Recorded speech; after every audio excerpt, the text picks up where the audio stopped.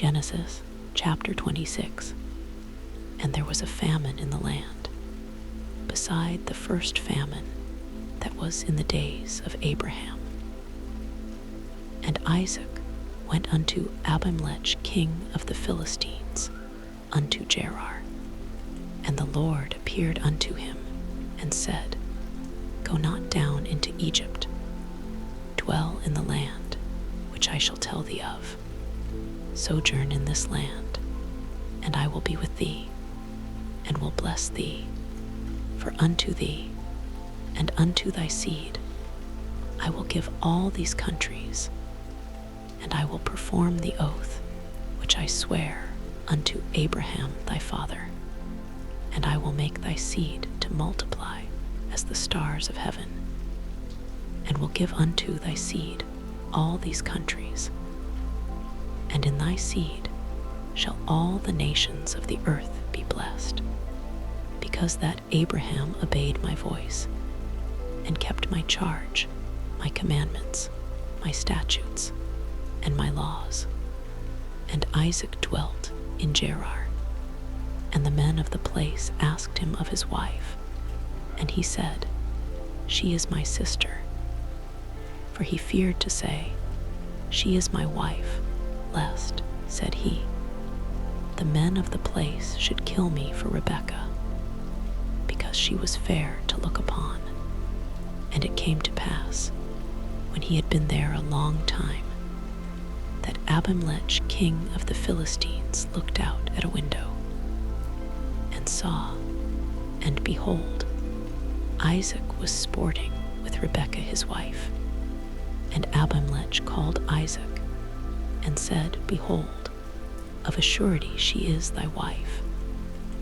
And how saidst thou, She is my sister? And Isaac said unto him, Because I said, Lest I die for her. And Abimelech said, What is this thou hast done unto us? One of the people might lightly have liен with thy wife, and thou shouldest have brought guiltiness upon us. And Abimelech charged all his people, saying, He that toucheth this man or his wife shall surely be put to death. Then Isaac sowed in that land, and received in the same year 100-fold. And the Lord blessed him, and the man waxed great, and went forward, and grew, until he became very great. For he had possession of flocks, and possession of herds, and great store of servants. And the Philistines envied him for all the wells which his father's servants had digged in the days of Abraham his father. The Philistines had stopped them, and filled them with earth. And Abimelech said unto Isaac, Go from us, for thou art much mightier than we. And Isaac departed thence, and pitched his tent in the valley of Gerar, and dwelt there. And Isaac digged again the wells of water, which they had digged in the days of Abraham his father. For the Philistines had stopped them after the death of Abraham. And he called their names after the names by which his father had called them. And Isaac's servants digged in the valley, and found there a well of springing water.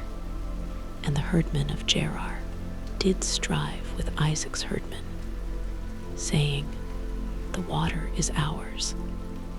And he called the name of the well Esek, because they strove with him. And they digged another well, and strove for that also. And he called the name of it Sitnah. And he removed from thence, and digged another well, and for that they strove not. And he called the name of it Rehoboth. And he said, For now the Lord hath made room for us, and we shall be fruitful in the land. And he went up from thence to Beersheba, and the Lord appeared unto him the same night, and said, I am the God of Abraham thy father. Fear not, for I am with thee, and will bless thee, and multiply thy seed for my servant Abraham's sake. And he builded an altar there, and called upon the name of the Lord, and pitched his tent there. And there Isaac's servants digged a well. Then Abimelech went to him from Gerar, and Ahazath, one of his friends, and Phicol, the chief captain of his army. And Isaac said unto them, Wherefore come ye to me, seeing ye hate me, and have sent me away from you? And they said, We saw certainly that the Lord was with thee. And we said, Let there be now an oath betwixt us, even betwixt us and thee, and let us make a covenant with thee, that thou wilt do us no hurt, as we have not touched thee, and as we have done unto thee nothing but good, and have sent thee away in peace.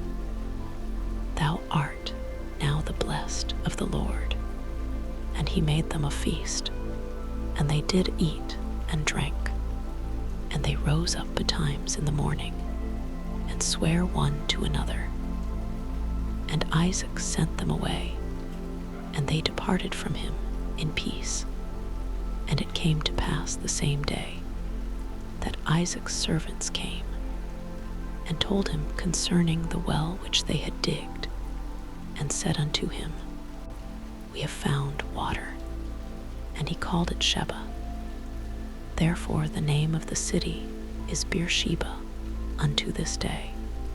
And Esau was 40 years old when he took to wife Judith, the daughter of Beeri the Hittite, and Bashemath, the daughter of Elon the Hittite, which were a grief of mind unto Isaac and to Rebekah.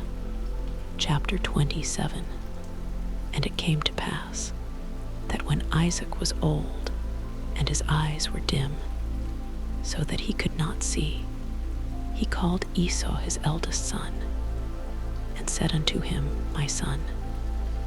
And he said unto him, Behold, here am I. And he said, Behold now, I am old. I know not the day of my death. Now therefore take, I pray thee, thy weapons, thy quiver and thy bow, and go out to the field, and take me some venison, and make me savory meat, such as I love, and bring it to me, that I may eat, that my soul may bless thee before I die. And Rebekah heard when Isaac spake to Esau his son. And Esau went to the field to hunt for venison, and to bring it.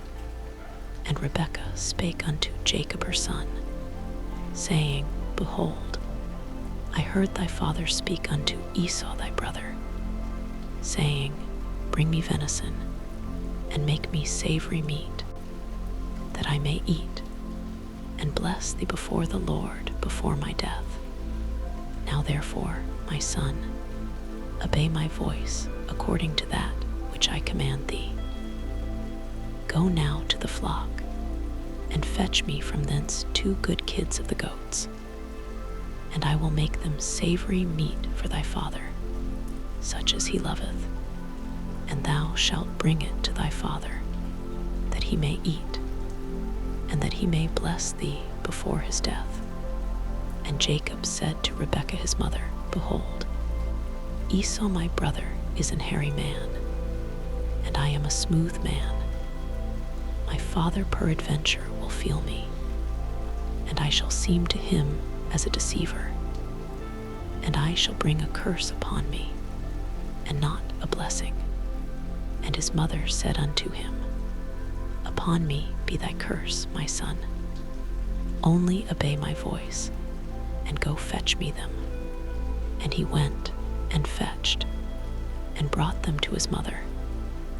And his mother made savory meat, such as his father loved. And Rebekah took goodly raiment of her eldest son Esau, which were with her in the house, and put them upon Jacob her younger son. And she put the skins of the kids of the goats upon his hands, and upon the smooth of his neck.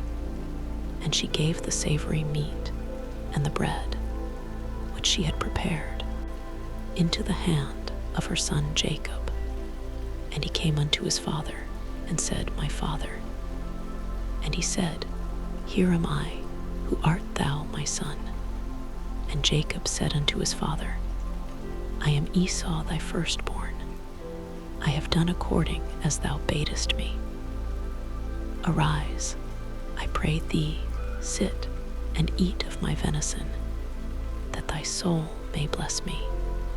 And Isaac said unto his son, How is it that thou hast found it so quickly, my son? And he said, Because the Lord thy God brought it to me. And Isaac said unto Jacob, Come near, I pray thee, that I may feel thee, my son, whether thou be my very son Esau or not. And Jacob went near unto Isaac his father, and he felt him, and said, The voice is Jacob's voice, but the hands are the hands of Esau. And he discerned him not, because his hands were hairy, as his brother Esau's hands. So he blessed him. And he said, Art thou my very son Esau? And he said, I am. And he said, Bring it near to me, and I will eat of my son's venison, that my soul may bless thee. And he brought it near to him, and he did eat. And he brought him wine, and he drank. And his father Isaac said unto him, Come near now, and kiss me, my son. And he came near, and kissed him. And he smelled the smell of his raiment, and blessed him, and said, See, the smell of my son is as the smell of a field, which the Lord hath blessed. Therefore God give thee of the dew of heaven, and the fatness of the earth, and plenty of corn and wine. Let people serve thee, and nations bow down to thee. Be Lord over thy brethren, and let thy mother's sons bow down to thee. Cursed be every one that curseth thee, and blessed be he that blesseth thee. And it came to pass, as soon as Isaac had made an end of blessing Jacob, and Jacob was yet scarce gone out from the presence of Isaac his father, that Esau his brother came in from his hunting, and he also had made savory meat, and brought it unto his father, and said unto his father, Let my father arise, and eat of his son's venison, that thy soul may bless me. And Isaac his father said unto him, Who art thou? And he said, I am thy son, thy firstborn Esau. And Isaac trembled very exceedingly, and said, Who? Where is he that hath taken venison, and brought it me? And I have eaten of all before thou camest, and have blessed him. Yea, and he shall be blessed. And when Esau heard the words of his father, he cried with a great and exceeding bitter cry, and said unto his father, Bless me, even me also, O my father. And he said, Thy brother came with subtlety, and hath taken away thy blessing. And he said, Is not he rightly named Jacob? For he hath supplanted me these 2 times. He took away my birthright, and behold, now he hath taken away my blessing. And he said, Hast thou not reserved a blessing for me? And Isaac answered and said unto Esau, Behold, I have made him thy lord, and all his brethren have I given to him for servants, and with corn and wine have I sustained him. And what shall I do now unto thee, my son? And Esau said unto his father, Hast thou but one blessing, my father? Bless me, even me also, O my father. And Esau lifted up his voice and wept. And Isaac his father answered and said unto him, Behold, thy dwelling shall be the fatness of the earth, and of the dew of heaven from above. And by thy sword shalt thou live, and shalt serve thy brother. And it shall come to pass, when thou shalt have the dominion, that thou shalt break his yoke from off thy neck. And Esau hated Jacob, because of the blessing wherewith his father blessed him. And Esau said in his heart, The days of mourning for my father are at hand. Then will I slay my brother Jacob. And these words of Esau, her elder son, were told to Rebekah. And she sent and called Jacob her younger son, and said unto him, Behold, thy brother Esau, as touching thee, doth comfort himself, purposing to kill thee. Now therefore, my son, obey my voice, and arise, flee thou to Laban my brother to Haran, and tarry with him a few days, until thy brother's fury turn away, until thy brother's anger turn away from thee, and he forget that which thou hast done to him. Then I will send and fetch thee from thence. Why should I be deprived also of you both in one day? And Rebekah said to Isaac, I am weary of my life because of the daughters of Heth. If Jacob take a wife of the daughters of Heth, such as these which are of the daughters of the land, what good shall my life do me? Chapter 28. And Isaac called Jacob, and blessed him, and charged him, and said unto him, Thou shalt not take a wife of the daughters of Canaan. Arise, go to Padanaram, to the house of Bethuel thy mother's father, and take thee a wife from thence of the daughters of Laban thy mother's brother. And God Almighty bless thee, and make thee fruitful, and multiply thee, that thou mayest be a multitude of people, and give thee the blessing of Abraham to thee, and to thy seed with thee, that thou mayest inherit the land wherein thou art a stranger, which God gave unto Abraham. And Isaac sent away Jacob. And he went to Padanaram unto Laban, son of Bethuel the Syrian, the brother of Rebekah, Jacob's and Esau's mother.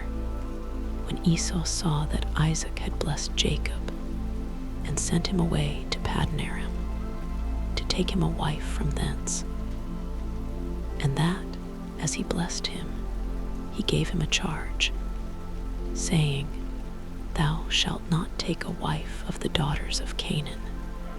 And that Jacob obeyed his father and his mother, and was gone to Padanaram. And Esau, seeing that the daughters of Canaan pleased not Isaac his father, then went Esau unto Ishmael, and took unto the wives which he had Mahalath, the daughter of Ishmael Abraham's son, the sister of Nebajoth, to be his wife. And Jacob went out from Beersheba, and went toward Haran, and he lighted upon a certain place, and tarried there all night, because the sun was set. And he took of the stones of that place, and put them for his pillows, and lay down in that place to sleep. And he dreamed, and behold, a ladder set up on the earth, and the top of it reached to heaven. And behold, the angels of God ascending and descending on it. And behold, the Lord stood above it, and said, I am the Lord God of Abraham thy father, and the God of Isaac. The land whereon thou liest, to thee will I give it, and to thy seed, and thy seed shall be as the dust of the earth. And thou shalt spread abroad to the west, and to the east, and to the north, and to the south. And in thee and in thy seed shall all the families of the earth be blessed. And behold, I am with thee, and will keep thee in all places whither thou goest, and will bring thee again into this land. For I will not leave thee until I have done that which I have spoken to thee of. And Jacob awaked out of his sleep, and he said, Surely the Lord is in this place, and I knew it not. And he was afraid, and said, How dreadful is this place! This is none other but the house of God, and this is the gate of heaven. And Jacob rose up early in the morning, and took the stone that he had put for his pillows, and set it up for a pillar, and poured oil upon the top of it. And he called the name of that place Bethel. But the name of that city was called Luz at the first. And Jacob vowed a vow, saying, If God will be with me, and will keep me in this way that I go, and will give me bread to eat, and raiment to put on, so that I come again to my father's house in peace, then shall the Lord be my God, and this stone, which I have set for a pillar, shall be God's house. And of all that thou shalt give me, I will surely give the 10th unto thee. Chapter 29. Then Jacob went on his journey, and came into the land of the people of the east. And he looked, and behold a well in the field, and lo, there were 3 flocks of sheep lying by it. For out of that well they watered the flocks. And a great stone was upon the well's mouth, and thither were all the flocks gathered. And they rolled the stone from the well's mouth, and watered the sheep, and put the stone again upon the well's mouth in his place. And Jacob said unto them, My brethren, whence be? And they said, Of Haran are we. And he said unto them, Know ye Laban the son of Nahor? And they said, We know him. And he said unto them, Is he well? And they said, He is well.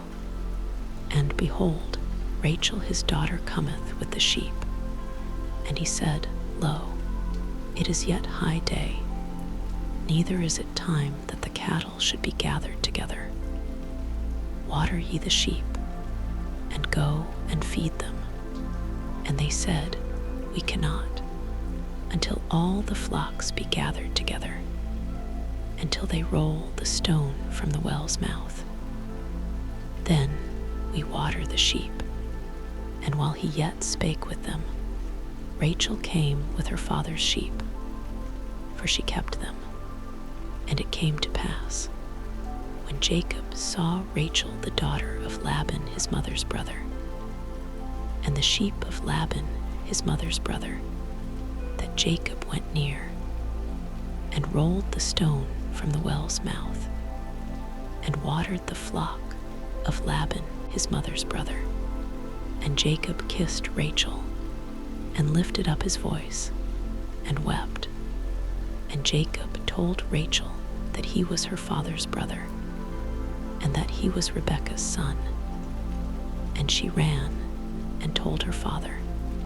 And it came to pass, when Laban heard the tidings of Jacob his sister's son, that he ran to meet him, and embraced him, and kissed him, and brought him to his house. And he told Laban all these things. And Laban said to him, Surely thou art my bone and my flesh. And he abode with him the space of a month. And Laban said unto Jacob, Because thou art my brother, shouldest thou therefore serve me for naught? Tell me, what shall thy wages be? And Laban had 2 daughters. The name of the elder was Leah, and the name of the younger was Rachel. Leah was tender-eyed, but Rachel was beautiful and well-favored. And Jacob loved Rachel, and said, I will serve thee 7 years for Rachel, thy younger daughter. And Laban said, It is better that I give her to thee, than that I should give her to another man. Abide with me. And Jacob served 7 years for Rachel. And they seemed unto him but a few days, for the love he had to her.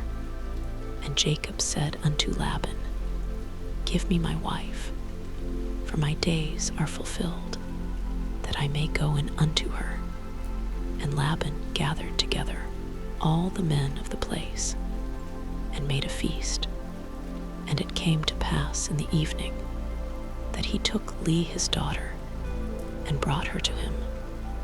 And he went in unto her, and Laban gave unto his daughter Leah Zilpah, his maid, for an handmaid. And it came to pass, that in the morning, behold, it was Leah.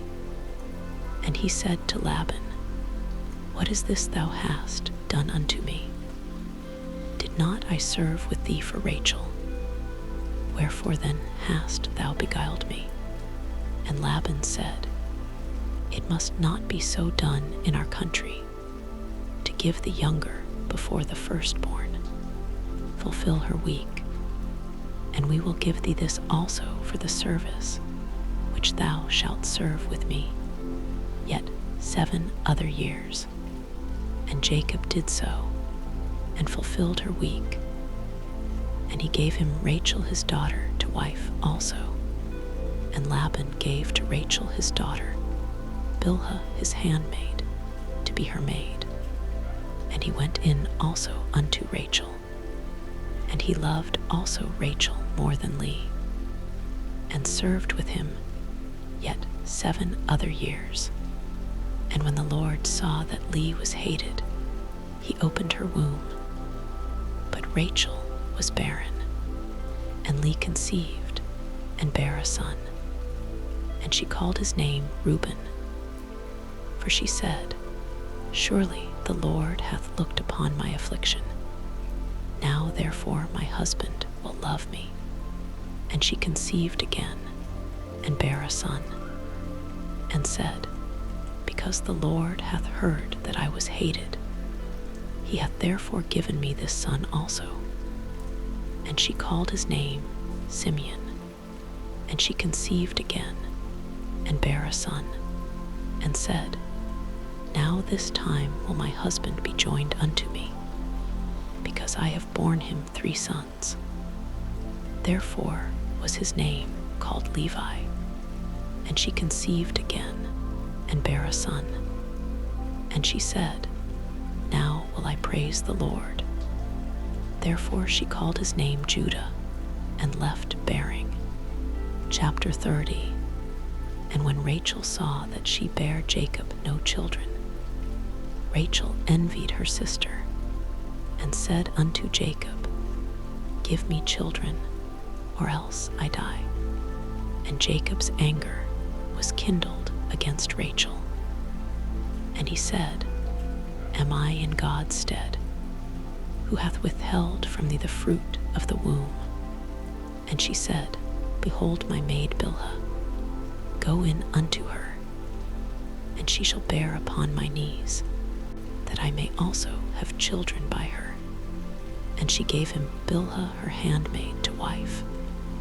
And Jacob went in unto her, and Bilhah conceived, and bare Jacob a son.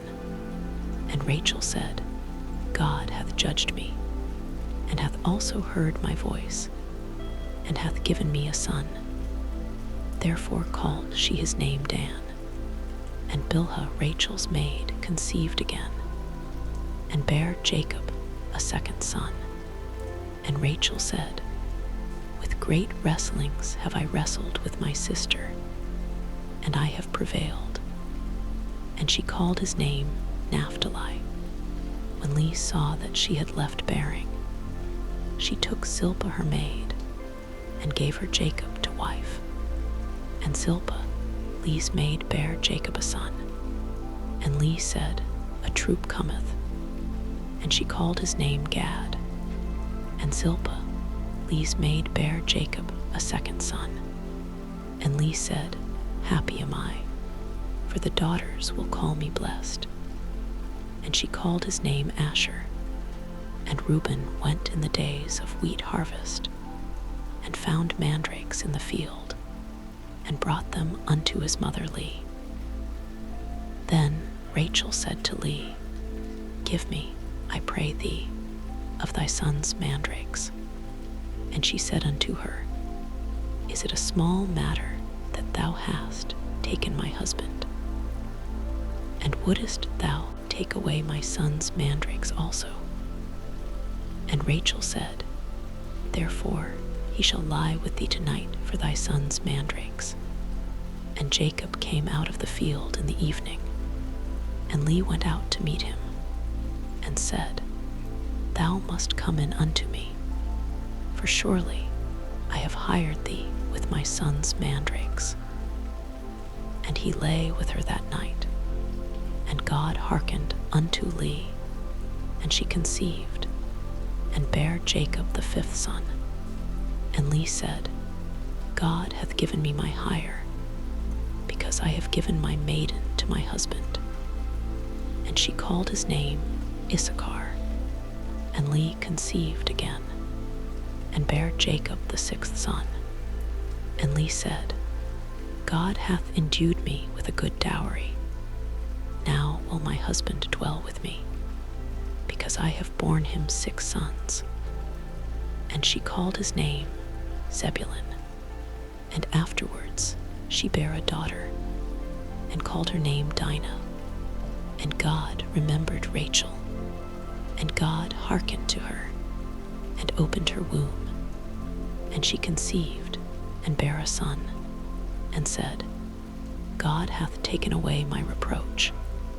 And she called his name Joseph, and said, The Lord shall add to me another son. And it came to pass, when Rachel had borne Joseph, that Jacob said unto Laban, Send me away, that I may go unto mine own place, and to my country. Give me my wives and my children, for whom I have served thee, and let me go. For thou knowest my service which I have done thee. And Laban said unto him, I pray thee, if I have found favor in thine eyes, tarry. For I have learned by experience that the Lord hath blessed me for thy sake. And he said, Appoint me thy wages, and I will give it. And he said unto him, Thou knowest how I have served thee, and how thy cattle was with me, for it was little which thou hadst before I came, and it is now increased unto a multitude. And the Lord hath blessed thee since my coming. And now, when shall I provide for mine own house also? And he said, What shall I give thee? And Jacob said, Thou shalt not give me anything.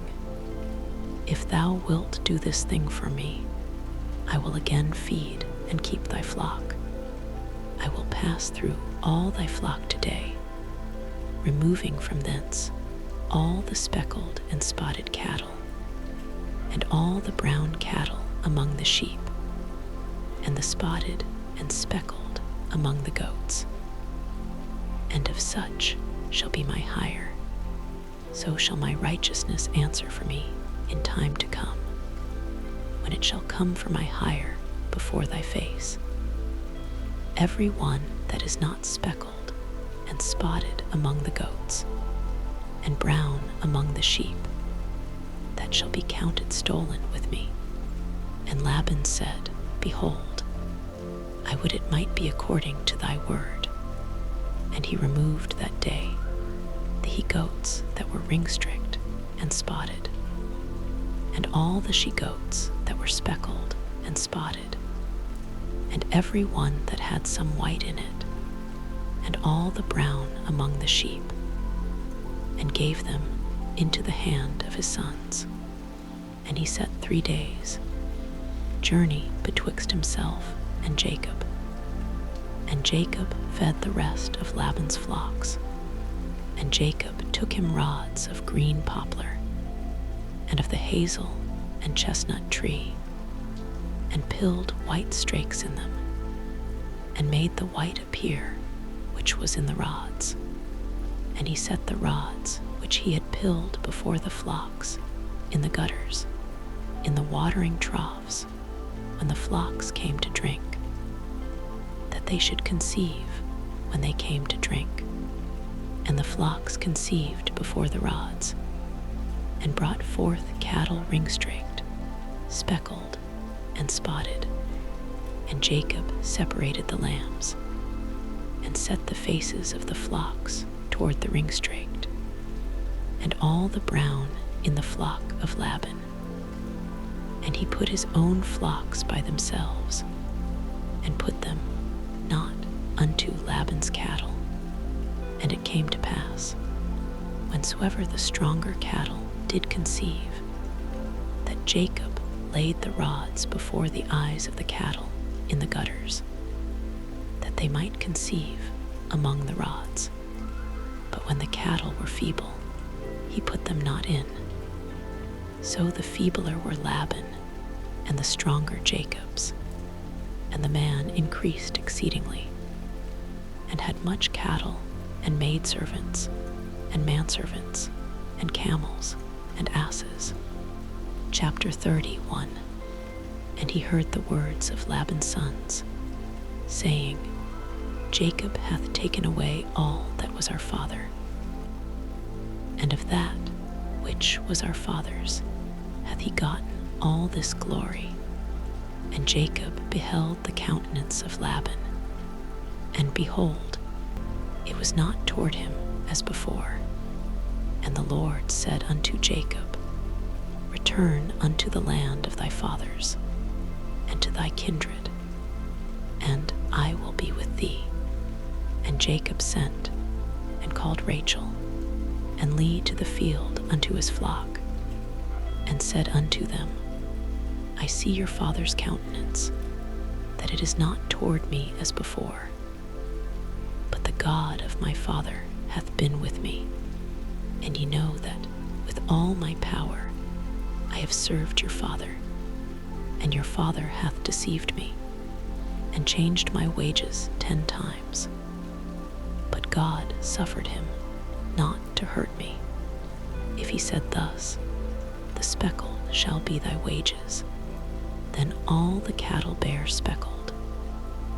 And if he said thus, The ring-streaked shall be thy hire, then bear all the cattle ring-streaked. Thus God hath taken away the cattle of your father, and given them to me. And it came to pass at the time that the cattle conceived, that I lifted up mine eyes, and saw in a dream. And behold, the rams which leaped upon the cattle were ring-streaked, speckled, and gristled. And the angel of God spake unto me in a dream, saying, Jacob. And I said, Here am I. And he said, Lift up now thine eyes, and see, all the rams which leap upon the cattle are ring-streaked, speckled, and gristled. For I have seen all that Laban doeth unto thee. I am the God of Bethel, where thou anointedst the pillar, and where thou vowedst a vow unto me. Now arise, get thee out from this land, and return unto the land of thy kindred. And Rachel and Leah answered, and said unto him, Is there yet any portion or inheritance for us in our Father's house? Are we not counted of him strangers? For he hath sold us, and hath quite devoured also our money.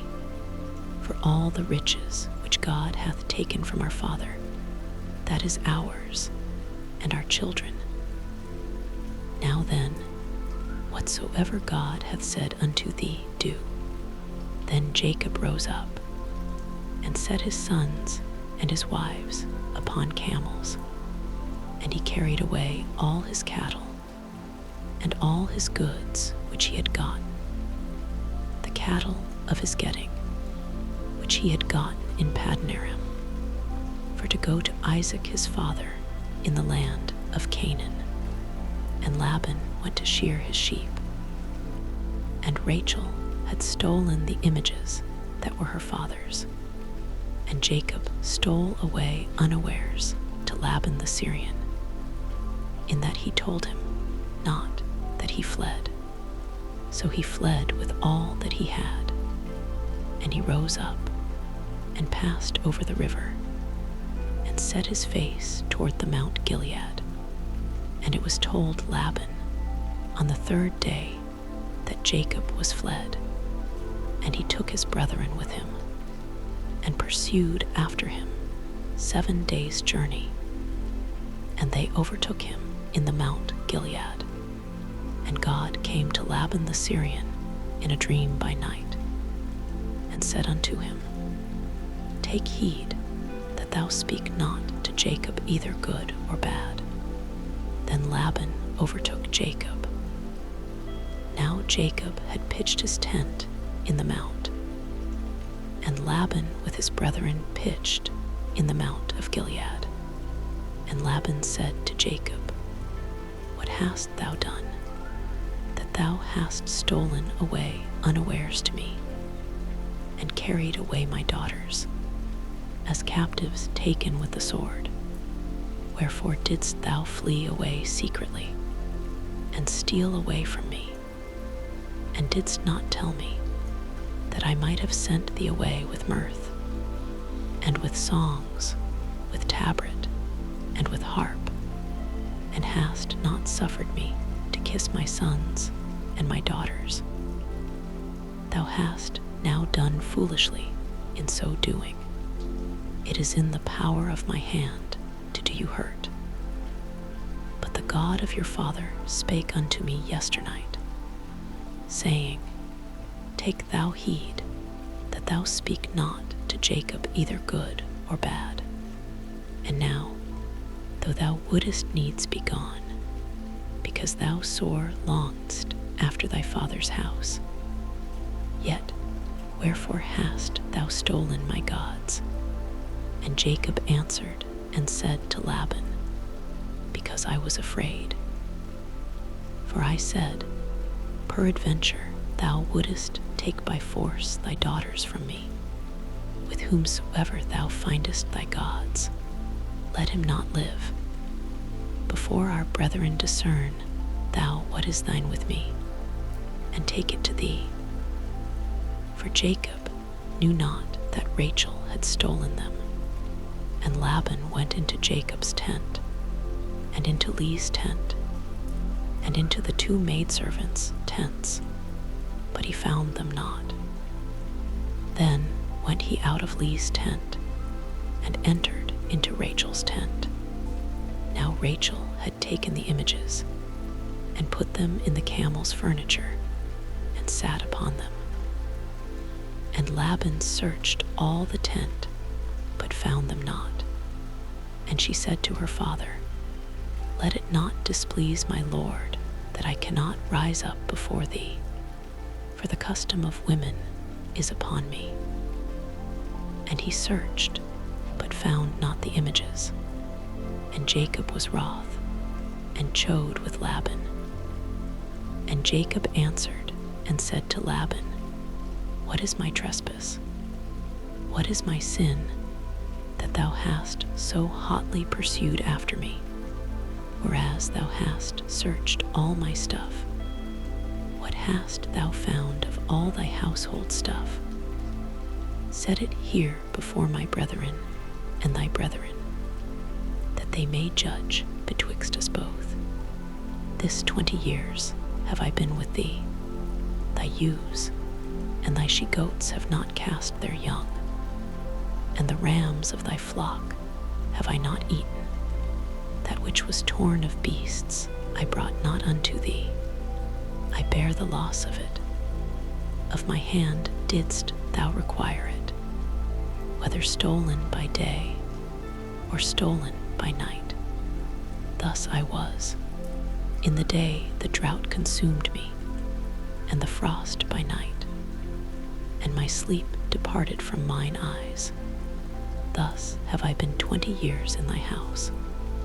I served thee 14 years for thy 2 daughters, and 6 years for thy cattle.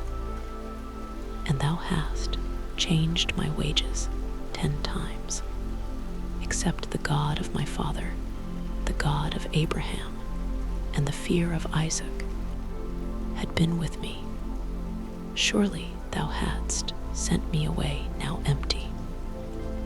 God hath seen mine affliction and the labor of my hands, and rebuked the yesternight. And Laban answered and said unto Jacob, These daughters are my daughters, and these children are my children, and these cattle are my cattle, and all that thou seest is mine. And what can I do this day unto these my daughters, or unto their children which they have borne? Now therefore come thou, let us make a covenant, I and thou, and let it be for a witness between me and thee. And Jacob took a stone, and set it up for a pillar. And Jacob said unto his brethren, Gather stones. And they took stones, and made an heap.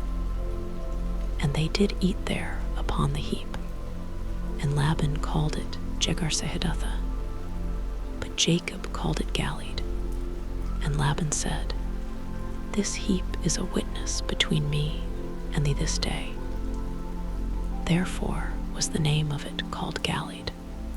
And Mizpah, for he said, The Lord watch between me and thee, when we are absent one from another, if thou shalt afflict my daughters, or if thou shalt take other wives beside my daughters. No man is with us. See, God is witness betwixt me and thee. And Laban said to Jacob, Behold this heap, and behold this pillar, which I have cast betwixt me and thee. This heap be witness, and this pillar be witness, that I will not pass over this heap to thee, and that thou shalt not pass over this heap, and this pillar unto me, for harm.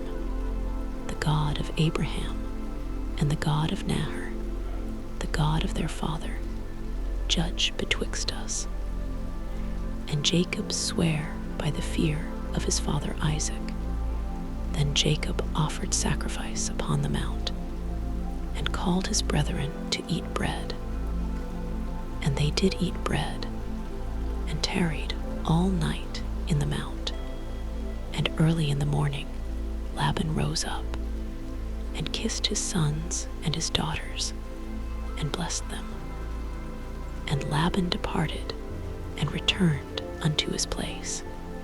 Chapter 32. And Jacob went on his way, and the angels of God met him. And when Jacob saw them, he said, This is God's host. And he called the name of that place Mahanaim. And Jacob sent messengers before him to Esau his brother, unto the land of Seir, the country of Edom. And he commanded them, saying, Thus shall ye speak unto my lord Esau, Thy servant Jacob saith thus, I have sojourned with Laban, and stayed there until now, and I have oxen, and asses, flocks, and manservants, and women servants. And I have sent to tell my lord, that I may find grace in thy sight. And the messengers returned to Jacob, saying, we came to thy brother Esau, and also he cometh to meet thee, and 400 men with him. Then Jacob was greatly afraid and distressed, and he divided the people that was with him, and the flocks and herds and the camels, into 2 bands, and said, If Esau come to the one company, and smite it, then the other company which is left shall escape. And Jacob said, O God of my father Abraham, and God of my father Isaac, the Lord which saidst unto me, Return unto thy country, and to thy kindred, and I will deal well with thee. I am not worthy of the least of all the mercies, and of all the truth which thou hast showed unto thy servant. For with my staff I passed over this Jordan, and now I am become 2 bands. Deliver me, I pray thee, from the hand of my brother, from the hand of Esau. For I fear him, lest he will come and smite me, and the mother with the children. And thou saidst, I will surely do thee good, and make thy seed as the sand of the sea, which cannot be numbered for multitude. And he lodged there that same night, and took of that which came to his hand a present for Esau his brother, 200 she-goats, and 20 he-goats, 200 ewes, and 20 rams, 30 milch camels with their colts, 40 kine, and 10 bulls, 20 she-asses, and 10 foals. And he delivered them into the hand of his servants, every drove by themselves, and said unto his servants, Pass over before me, and put a space betwixt drove and drove. And he commanded the foremost, saying, When Esau my brother meeteth thee, and asketh thee, saying, Whose art thou? And whither goest thou? And whose are these before thee? Then thou shalt say, They be thy servant Jacob's. It is a present sent unto my lord Esau. And behold, also he is behind us. And so commanded he the second, and the third, and all that followed the droves, saying, On this manner shall ye speak unto Esau when ye find him. And say ye moreover, Behold, thy servant Jacob is behind us. For he said, I will appease him with the present that goeth before me, and afterward I will see his face. Peradventure he will accept of me. So went the present over before him, and himself lodged that night in the company. And he rose up that night, and took his 2 wives, and his 2 women servants, and his 11 sons, and passed over the ford Jabbok. And he took them, and sent them over the brook, and sent over that he had. And Jacob was left alone, and there wrestled a man with him until the breaking of the day.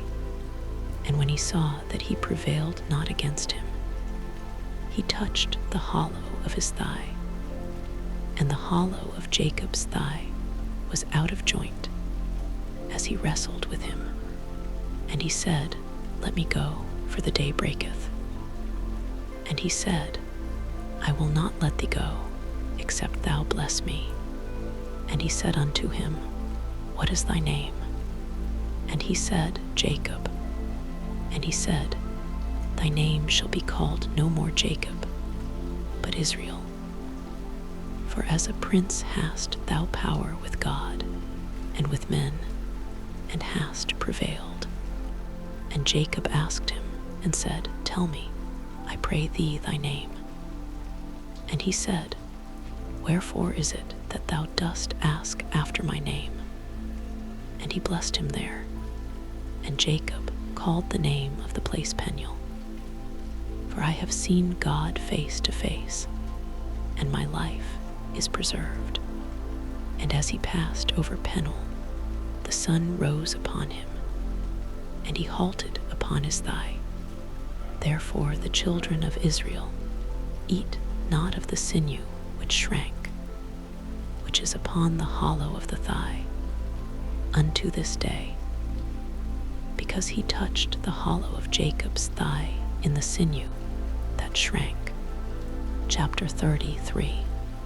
And Jacob lifted up his eyes, and looked, and behold, Esau came, and with him 400 men. And he divided the children unto Leah, and unto Rachel, and unto the 2 handmaids. And he put the handmaids and their children foremost, and Leah and her children after, and Rachel and Joseph hindermost. And he passed over before them, and bowed himself to the ground 7 times, until he came near to his brother. And Esau ran to meet him, and embraced him, and fell on his neck, and kissed him. And they wept. And he lifted up his eyes, and saw the women and the children, and said, Who are those with thee? And he said, The children which God hath graciously given thy servant. Then the handmaidens came near, they and their children, and they bowed themselves. And Leah also with her children came near, and bowed themselves.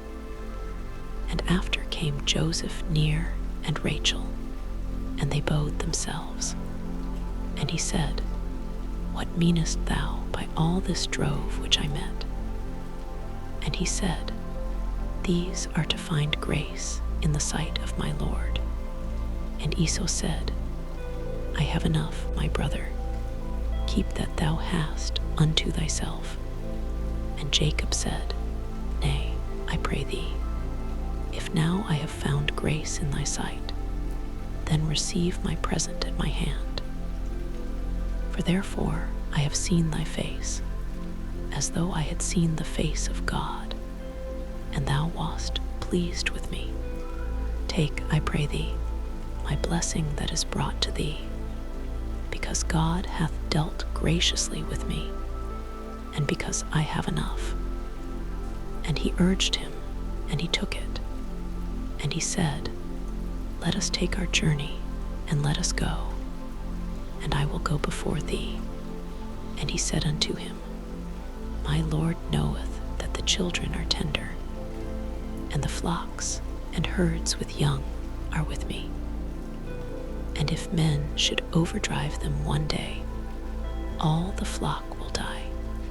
Let my Lord, I pray thee, pass over before his servant, and I will lead on softly, according as the cattle that goeth before me, and the children be able to endure, until I come unto my Lord, unto Seir.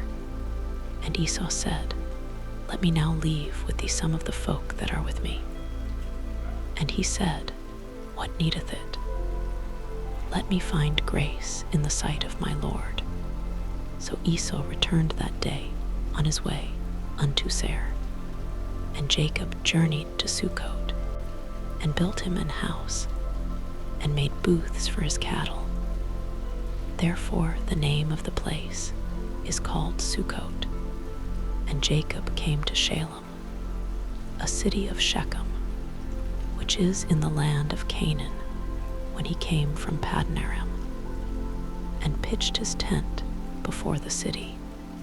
And he bought a parcel of a field, where he had spread his tent, at the hand of the children of Hamor, Shechem's father, for 100 pieces of money. And he erected there an altar, and called it Elilohizrael. Chapter 34. And Dinah the daughter of Leah, which she bare unto Jacob, went out to see the daughters of the land. And when Shechem the son of Hamor the Hivite, prince of the country, saw her, he took her and lay with her and defiled her, and his soul clave unto Dinah the daughter of Jacob. And he loved the damsel, and spake kindly unto the damsel. And Shechem spake unto his father Hamor, saying, Get me this damsel to wife. And Jacob heard that he had defiled Dinah his daughter. Now his sons were with his cattle in the field, and Jacob held his peace until they were come. And Hamor the father of Shechem went out unto Jacob to commune with him. And the sons of Jacob came out of the field when they heard it. And the men were grieved, and they were very wroth, because he had wrought folly in Israel in lying with Jacob's daughter, which thing ought not to be done. And Hamor communed with them, saying, The soul of my son Shechem longeth for your daughter. I pray you give her him to wife, and make ye marriages with us, and give your daughters unto us, and take our daughters unto you, and ye shall dwell with us, and the land shall be before you dwell, and trade ye therein, and get you possessions therein. And Shechem said unto her father, and unto her brethren, Let me find grace in your eyes, and what ye shall say unto me, I will give. Ask me never so much dowry and gift, and I will give according as he shall say unto me. But give me the damsel to wife. And the sons of Jacob answered Shechem and Hamor his father deceitfully, and said, because he had defiled Dinah their sister. And they said unto them, We cannot do this thing, to give our sister to one that is uncircumcised, for that were a reproach unto us. But in this will we consent unto you, if ye will be as we be, that every male of you be circumcised. Then will we give our daughters unto you, and we will take your daughters to us, and we will dwell with you, and we will become one people. But if ye will not hearken unto us to be circumcised, then will we take our daughter, and we will be gone. And their words pleased Hamor, and Shechem Hamor's son. And the young man deferred not to do the thing, because he had delight in Jacob's daughter. And he was more honorable than all the house of his father. And Hamor and Shechem, his son, came unto the gate of their city, and communed with the men of their city, saying, These men are peaceable with us, therefore let them dwell in the land, and trade therein. For the land, behold, it is large enough for them. Let us take their daughters to us for wives, and let us give them our daughters. Only herein will the men consent unto us for to dwell with us, to be one people, if every male among us be circumcised, as they are circumcised. Shall not their cattle and their substance, and every beast of theirs be ours? Only let us consent unto them, and they will dwell with us. And unto Hamor and unto Shechem his son hearkened all that went out of the gate of his city. And every male was circumcised, all that went out of the gate of his city. And it came to pass on the third day, when they were sore, that two of the sons of Jacob, Simeon and Levi, Dinah's brethren, took each man his sword, and came upon the city boldly, and slew all the males. And they slew Hamor, and Shechem his son with the edge of the sword, and took Dinah out of Shechem's house, and went out. The sons of Jacob came upon the slain and spoiled the city because they had defiled their sister. They took their sheep and their oxen and their asses, and that which was in the city, and that which was in the field, and all their wealth, and all their little ones, and their wives took they captive, and spoiled even all that was in the house. And Jacob said to Simeon and Levi, Ye have troubled me to make me to stink among the inhabitants of the land, among the Canaanites and the Perizzites. And I being few in number, they shall gather themselves together against me, and slay me, and I shall be destroyed, I and my house. And they said, Should he deal with our sister as with an harlot? Chapter 35. And God said unto Jacob, Arise, go up to Bethel, and dwell there, and make there an altar unto God, that appeared unto thee when thou fleddest from the face of Esau thy brother. Then Jacob said unto his household, and to all that were with him, Put away the strange gods that are among you, and be clean, and change your garments, and let us arise, and go up to Bethel. And I will make there an altar unto God, who answered me in the day of my distress, and was with me in the way which I went. And they gave unto Jacob all the strange gods which were in their hand, and all their earrings which were in their ears. And Jacob hid them under the oak which was by Shechem. And they journeyed, and the terror of God was upon the cities that were round about them. And they did not pursue after the sons of Jacob. So Jacob came to Luz, which is in the land of Canaan, that is, Bethel, he and all the people that were with him. And he built there an altar, and called the place El Bethel, because their God appeared unto him when he fled from the face of his brother.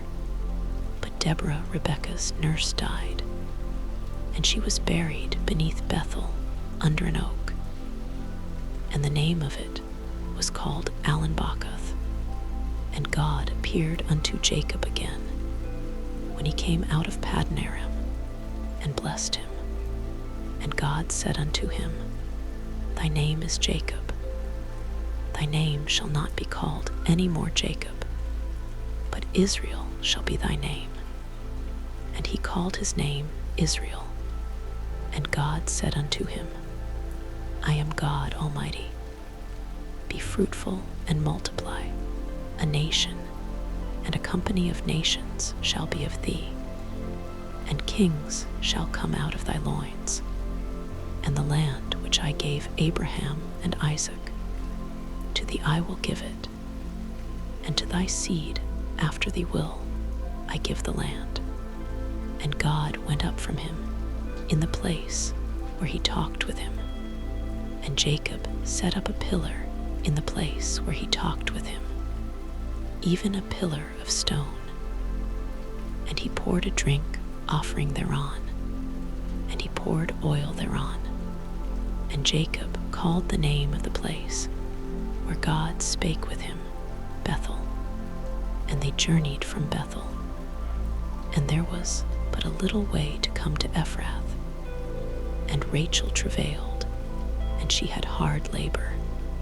And it came to pass, when she was in hard labor, that the midwife said unto her, Fear not, thou shalt have this son also. And it came to pass, as her soul was in departing, for she died, that she called his name Benoni. But his father called him Benjamin. And Rachel died, and was buried in the way to Ephrath, which is Bethlehem. And Jacob set a pillar upon her grave. That is the pillar of Rachel's grave unto this day. And Israel journeyed, and spread his tent beyond the tower of Edar. And it came to pass, when Israel dwelt in that land, that Reuben went and lay with Bilhah his father's concubine, and Israel heard it. Now the sons of Jacob were 12, the sons of Leah, Reuben, Jacob's firstborn, and Simeon, and Levi, and Judah, and Issachar, and Zebulun, the sons of Rachel, Joseph, and Benjamin, and the sons of Bilhah, Rachel's handmaid, Dan, and Naphtali, and the sons of Zilpah, Leah's handmaid, Gad, and Asher. These are the sons of Jacob, which were born to him in Padanaram. And Jacob came unto Isaac his father unto Mamre, unto the city of Arba, which is Hebron, where Abraham and Isaac sojourned. And the days of Isaac were 180 years. And Isaac gave up the ghost, and died, and was gathered unto his people, being old and full of days.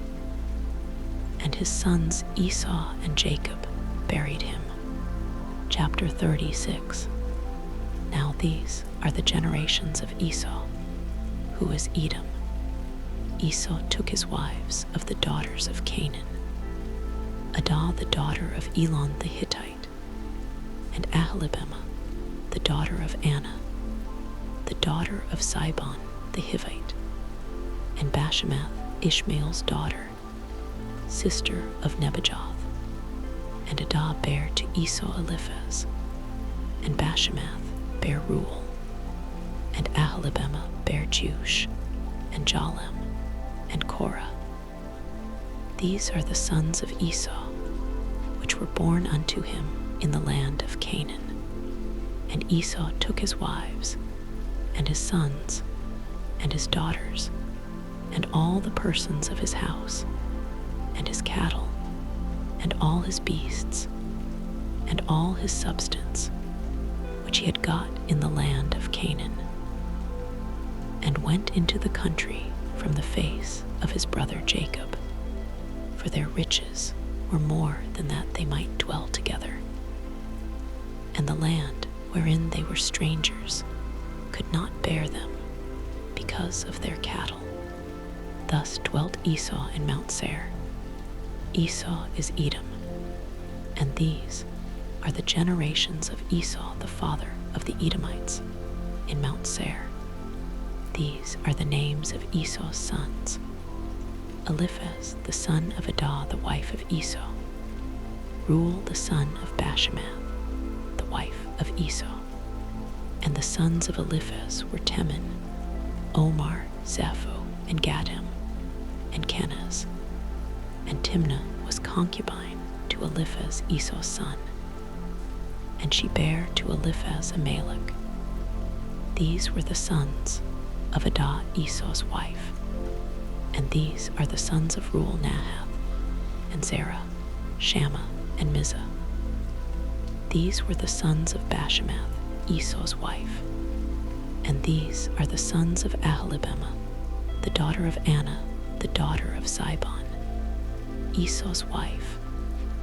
And she bare to Esau Jush, and Jalem, and Korah. These were dukes of the sons of Esau. The sons of Eliphaz, the firstborn son of Esau, Duke Teman, Duke Omar, Duke Zapho, Duke Kenaz, Duke Korah, Duke Gadim, and Duke Amalek. These are the dukes that came of Eliphaz in the land of Edom.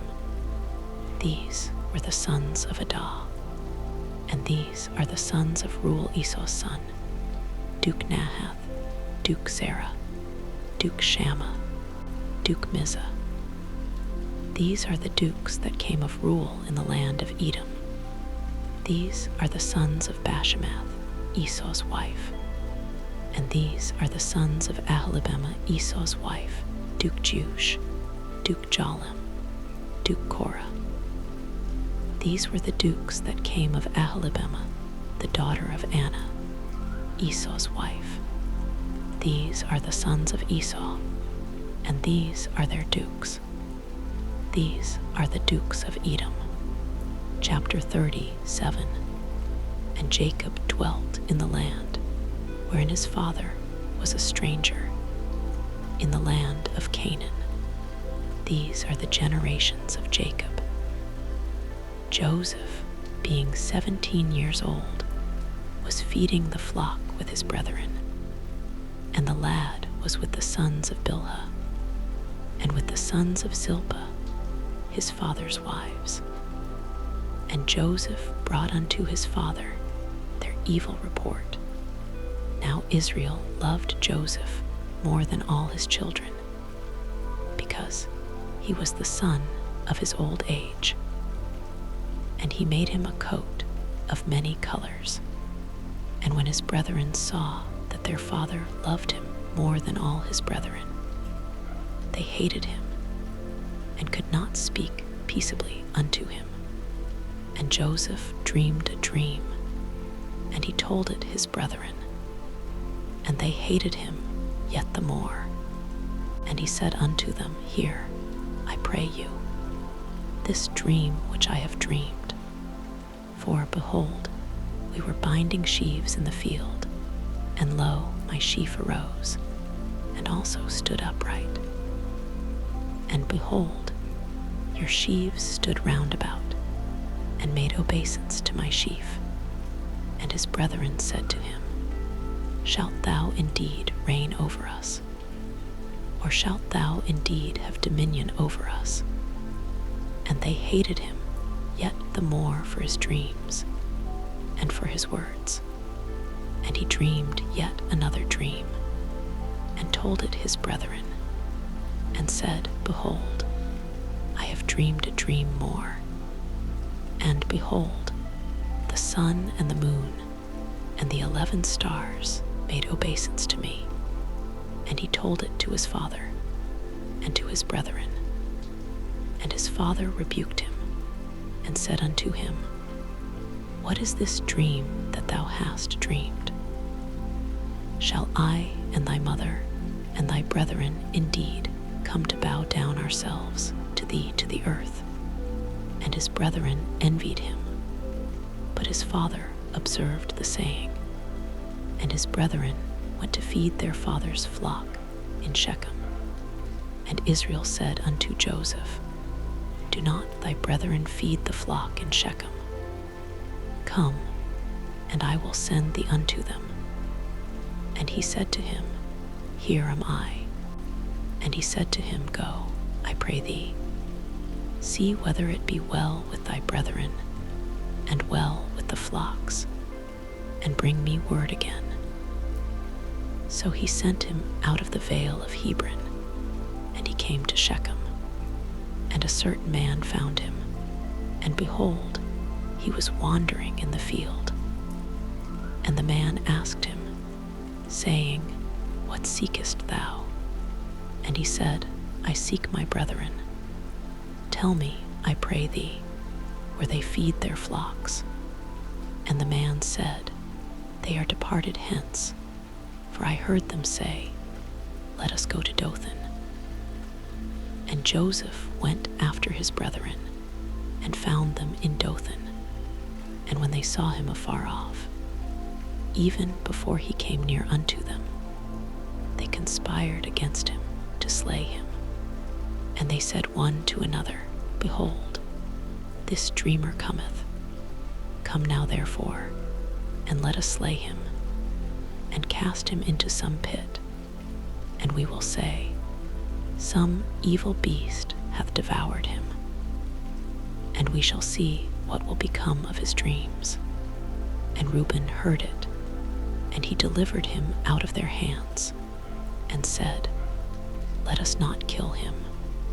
And Reuben said unto them, Shed no blood, but cast him into this pit that is in the wilderness, and lay no hand upon him, that he might rid him out of their hands, to deliver him to his father again. And it came to pass, when Joseph was come unto his brethren, that they stripped Joseph out of his coat of many colors that was on him, and they took him and cast him into a pit. And the pit was empty, there was no water in it, and they sat down to eat bread. And they lifted up their eyes and looked, and behold, a company of Ishmaelites came from Gilead, with their camels bearing spicery, and balm, and myrrh, going to carry it down to Egypt. And Judah said unto his brethren, What profit is it if we slay our brother, and conceal his blood? Come, and let us sell him to the Ishmaelites, and let not our hand be upon him, for he is our brother and our flesh. And his brethren were content. Then there passed by Midianites merchantmen, and they drew and lifted up Joseph out of the pit, and sold Joseph to the Ishmaelites for 20 pieces of silver. And they brought Joseph into Egypt, and Reuben returned unto the pit. And behold, Joseph was not in the pit, and he rent his clothes. And he returned unto his brethren, and said, The child is not, and I, whither shall I go? And they took Joseph's coat, and killed a kid of the goats, and dipped the coat in the blood. And they sent the coat of many colors, and they brought it to their father, and said, This have we found. Know now whether it be thy son's coat or no. And he knew it, and said, It is my son's coat, an evil beast hath devoured him. Joseph is without doubt rent in pieces. And Jacob rent his clothes, and put sackcloth upon his loins, and mourned for his son many days. And all his sons and all his daughters rose up to comfort him. But he refused to be comforted. And he said, For I will go down into the grave unto my son mourning. Thus his father wept for him. And the Midianites sold him into Egypt unto Potiphar, an officer of Pharaoh, and captain of the guard. Chapter 38. And it came to pass at that time that Judah went down from his brethren, and turned in to a certain Adullamite, whose name was Hurrah. And Judah saw there a daughter of a certain Canaanite, whose name was Shua. And he took her, and went in unto her, and she conceived, and bare a son. And he called his name And she conceived again, and bare a son. And she called his name Onan. And she yet again conceived, and bare a son, and called his name Shelah. And he was at Shaib when she bare him. And Judah took a wife for his firstborn, whose name was Tamar. And Judah's firstborn, was wicked in the sight of the Lord, and the Lord slew him. And Judah said unto Onan, Go in unto thy brother's wife, and marry her, and raise up seed to thy brother. And Onan knew that the seed should not be his. And it came to pass, when he went in unto his brother's wife, that he spilled it on the ground, lest that he should give seed to his brother. And the thing which he did displeased the Lord. Wherefore he slew him also.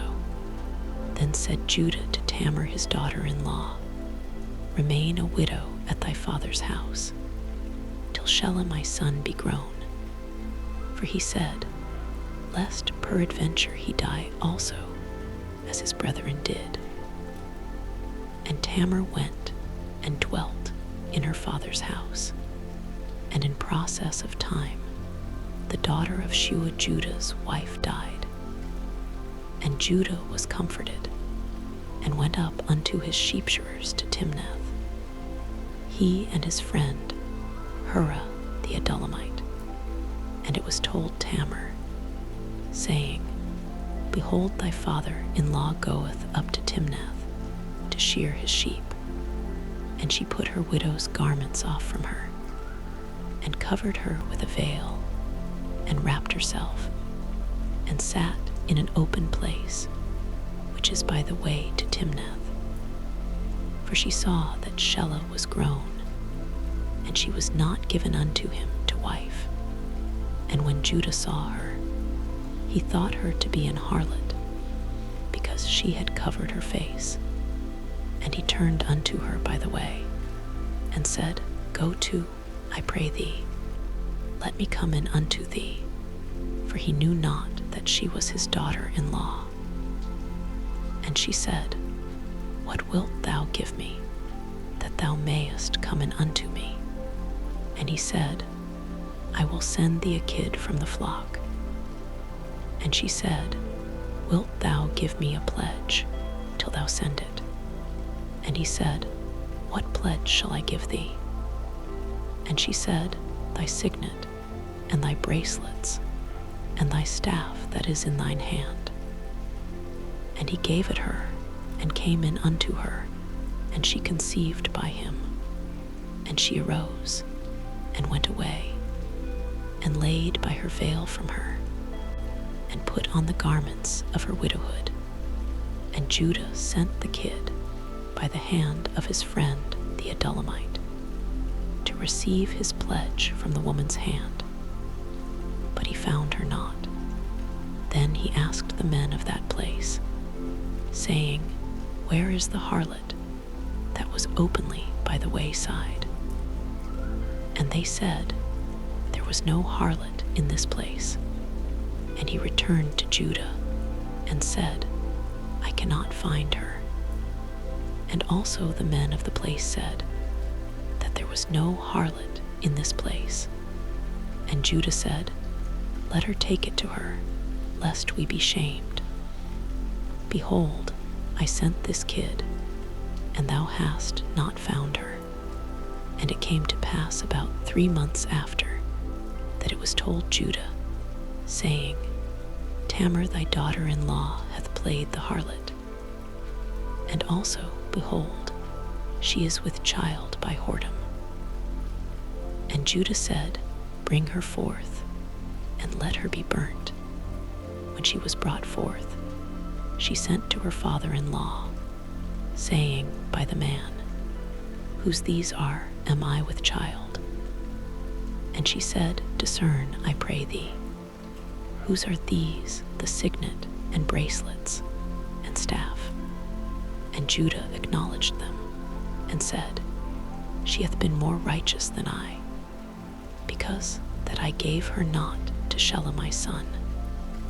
And he knew her again no more. And it came to pass in the time of her travail, that, behold, twins were in her womb.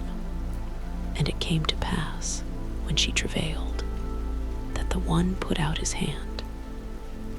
And the midwife took and bound upon his hand a scarlet thread, saying, This came out first. And it came to pass, as he drew back his hand, that, behold, his brother came out. And she said, How hast thou broken forth? This breach be upon thee. Therefore his name was called Pharez. And afterward came out his brother, that had the scarlet thread upon his hand. And his name was called Sarah. Chapter 39. And Joseph was brought down to Egypt. And Potiphar, an officer of Pharaoh, captain of the guard, an Egyptian, bought him of the hands of the Ishmaelites, which had brought him down thither. And the Lord was with Joseph, and he was a prosperous man. And he was in the house of his master, the Egyptian. And his master saw that the Lord was with him, and that the Lord made all that he did to prosper in his hand. And Joseph found grace in his sight, and he served him. And he made him overseer over his house, and all that he put into his hand. And it came to pass from the time that he had made him overseer in his house, and over all that he had, that the Lord blessed the Egyptian's house for Joseph's sake. And the blessing of the Lord was upon all that he had in the house and in the field. And he left all that he had in Joseph's hand, and he knew not aught he had, save the bread which he did eat. And Joseph was a goodly person, and well favored. And it came to pass after these things, that his master's wife cast her eyes upon Joseph. And she said, Lie with me. But he refused, and said unto his master's wife, Behold, my master wotteth not what is with me in the house, and he hath committed all that he hath to my hand. There is none greater in this house than I. Neither hath he kept back anything from me but thee, because thou art his wife. How then can I do this great wickedness, and sin against God? And it came to pass, as she spake to Joseph day by day, that he hearkened not unto her to lie by her, or to be with her. And it came to pass about this time, that Joseph went into the house to do his business. And there was none of the men of the house there within. And she caught him by his garment, saying, Lie with me. And he left his garment in her hand, and fled, and got him out. And it came to pass, when she saw that he had left his garment in her hand, and was fled forth, that she called unto the men of her house, and spake unto them, saying, See, he hath brought in an Hebrew unto us to mock us. He came in unto me to lie with me, and I cried with a loud voice. And it came to pass, when he heard that I lifted up my voice and cried, that he left his garment with me, and fled, and got him out. And she laid up his garment by her, until his Lord came home. And she spake unto him according to these words, saying, The Hebrew servant, which thou hast brought unto us, came in unto me to mock me. And it came to pass, as I lifted up my voice and cried, that he left his garment with me, and fled out. And it came to pass, when his master heard the words of his wife, which she spake unto him, saying, After this manner did thy servant to me, that his wrath was kindled. And Joseph's master took him, and put him into the prison, a place where the king's prisoners were bound. And he was there in the prison, but the Lord was with Joseph, and showed him mercy, and gave him favor in the sight of the keeper of the prison. And the keeper of the prison committed to Joseph's hand all the prisoners that were in the prison. And whatsoever they did there, he was the doer of it. The keeper of the prison looked not to anything that was under his hand, because the Lord was with him. And that which he did, the Lord made it to prosper. Chapter 40. And it came to pass after these things, that the butler of the king of Egypt and his baker had offended their lord, the king of Egypt. And Pharaoh was wroth against two of his officers, against the chief of the butlers, and against the chief of the bakers. And he put them in ward in the house of the captain of the guard, into the prison, the place where Joseph was bound. And the captain of the guard charged Joseph with them, and he served them. And they continued a season in ward, and they dreamed a dream, both of them, each man his dream in one night, each man according to the interpretation of his dream. The butler and the baker of the king of Egypt, which were bound in the prison. And Joseph came in unto them in the morning, and looked upon them, and behold, they were sad.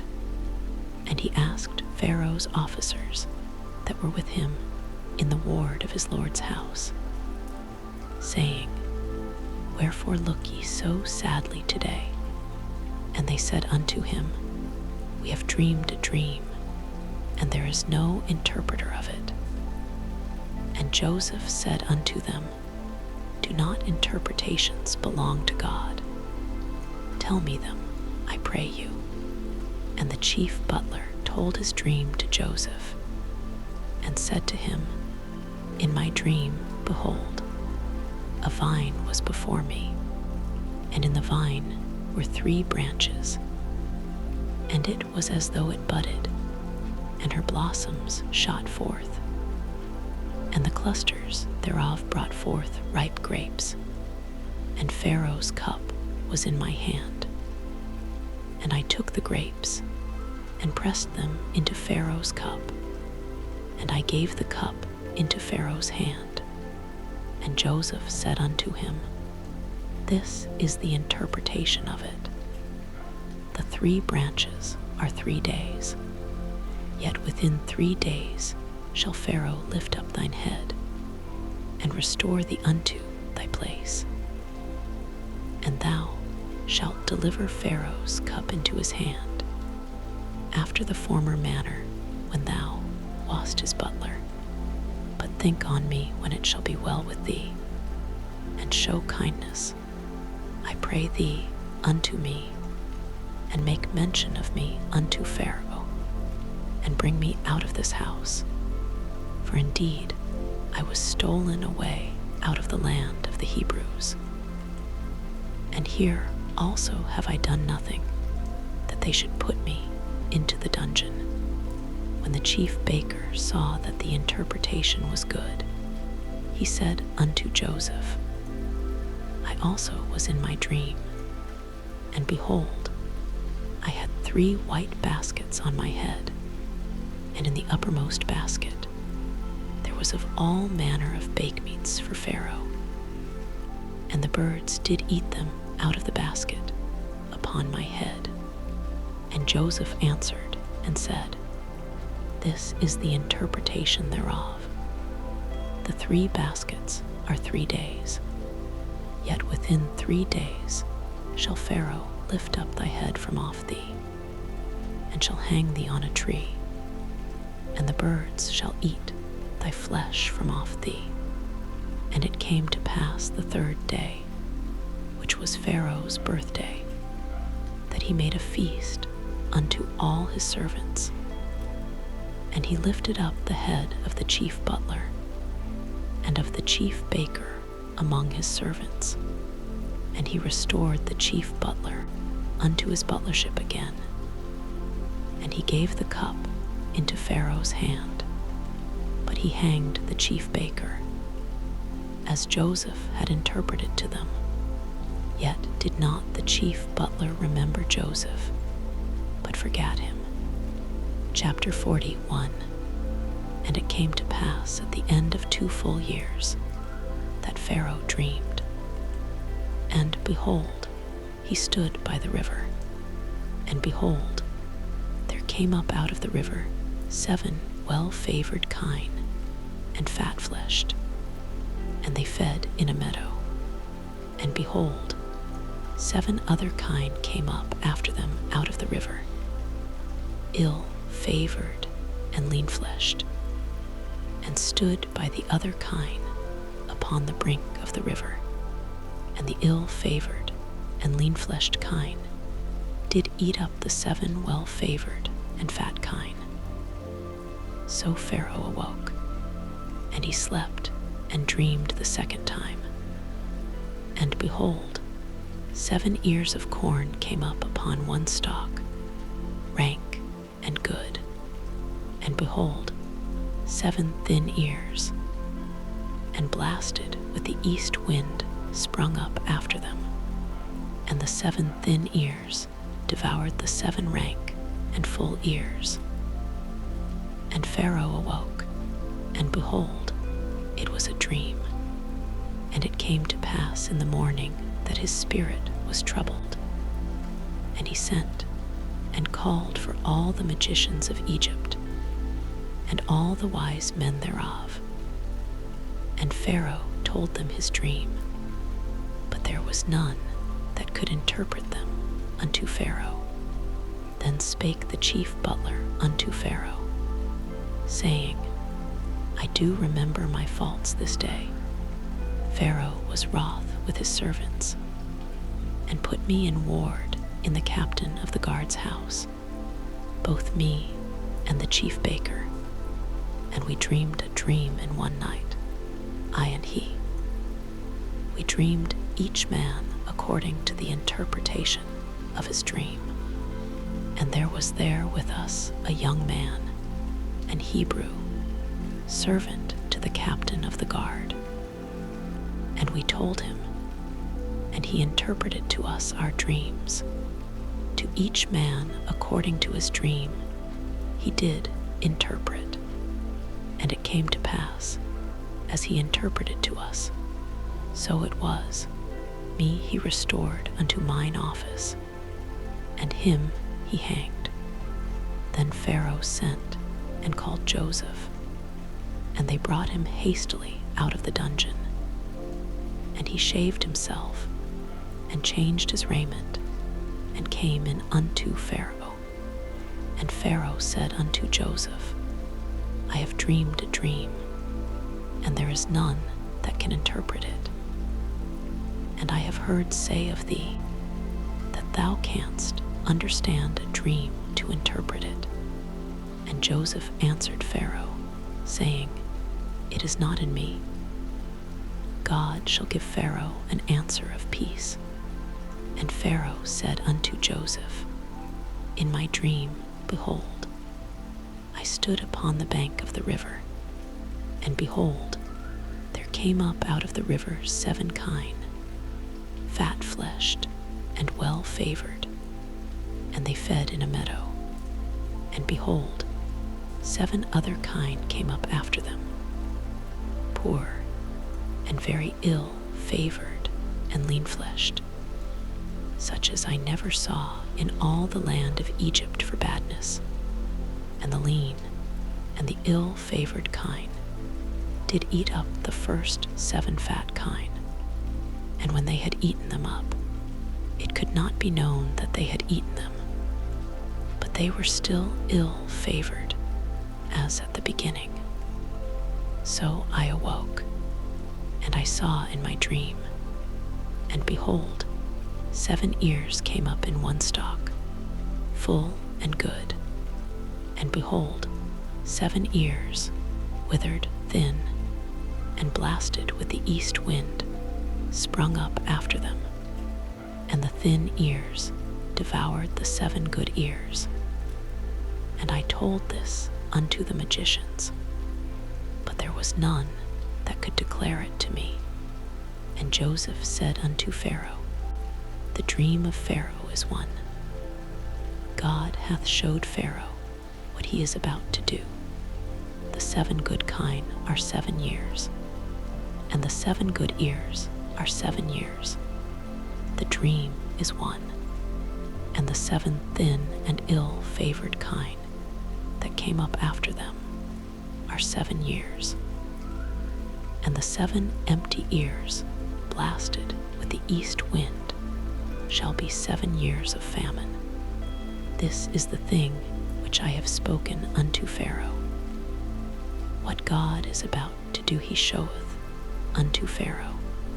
Behold, there come 7 years of great plenty throughout all the land of Egypt, and there shall arise after them 7 years of famine, and all the plenty shall be forgotten in the land of Egypt, and the famine shall consume the land, and the plenty shall not be known in the land by reason of that famine following.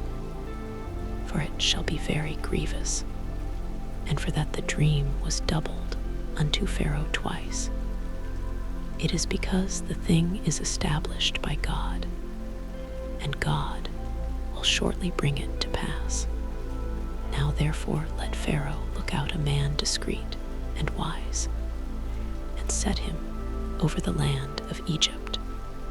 Let Pharaoh do this, and let him appoint officers over the land, and take up the 5th part of the land of Egypt in the 7 plenteous years, and let them gather all the food of those good years that come, and lay up corn under the hand of Pharaoh, and let them keep food in the cities, and that food shall be for store to the land against the 7 years of famine, which shall be in the land of Egypt, that the land perish not through the famine. And the thing was good in the eyes of Pharaoh, and in the eyes of all his servants. And Pharaoh said unto his servants, Can we find such a one as this is, a man in whom the Spirit of God is? And Pharaoh said unto Joseph, Forasmuch as God hath showed thee all this, there is none so discreet and wise as thou art. Thou shalt be over my house, and according unto thy word shall all my people be ruled. Only in the throne will I be greater than thou. And Pharaoh said unto Joseph, See, I have set thee over all the land of Egypt. And Pharaoh took off his ring from his hand, and put it upon Joseph's hand, and arrayed him in vestures of fine linen, and put a gold chain about his neck, and he made him to ride in the 2nd chariot which he had. And they cried before him, bow the knee. And he made him ruler over all the land of Egypt. And Pharaoh said unto Joseph, I am Pharaoh, and without thee shall no man lift up his hand or foot in all the land of Egypt. And Pharaoh called Joseph's name Zaphnath-Paneah, and he gave him to wife Asenath, the daughter of Potiphar, priest of On. And Joseph went out over all the land of Egypt. And Joseph was 30 years old when he stood before Pharaoh, king of Egypt. And Joseph went out from the presence of Pharaoh, and went throughout all the land of Egypt. And in the 7 plenteous years the earth brought forth by handfuls, and he gathered up all the food of the 7 years, which were in the land of Egypt, and laid up the food in the cities.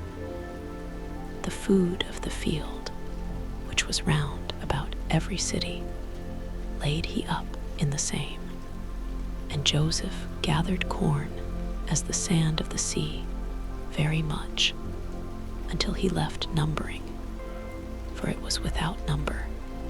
And unto Joseph were born 2 sons before the years of famine came, which Asenath, the daughter of Potiphar, priest of On, bare unto him. And Joseph called the name of the firstborn Manasseh. For God, said he, hath made me forget all my toil and all my father's house. And the name of the second called he Ephraim. For God hath caused me to be fruitful in the land of my affliction, And the 7 years of plenteousness that was in the land of Egypt were ended, and the 7 years of dearth began to come, according as Joseph had said. And the dearth was in all lands, but in all the land of Egypt there was bread. And when all the land of Egypt was famished, the people cried to Pharaoh for bread. And Pharaoh said unto all the Egyptians, Go unto Joseph. What he saith to you, do.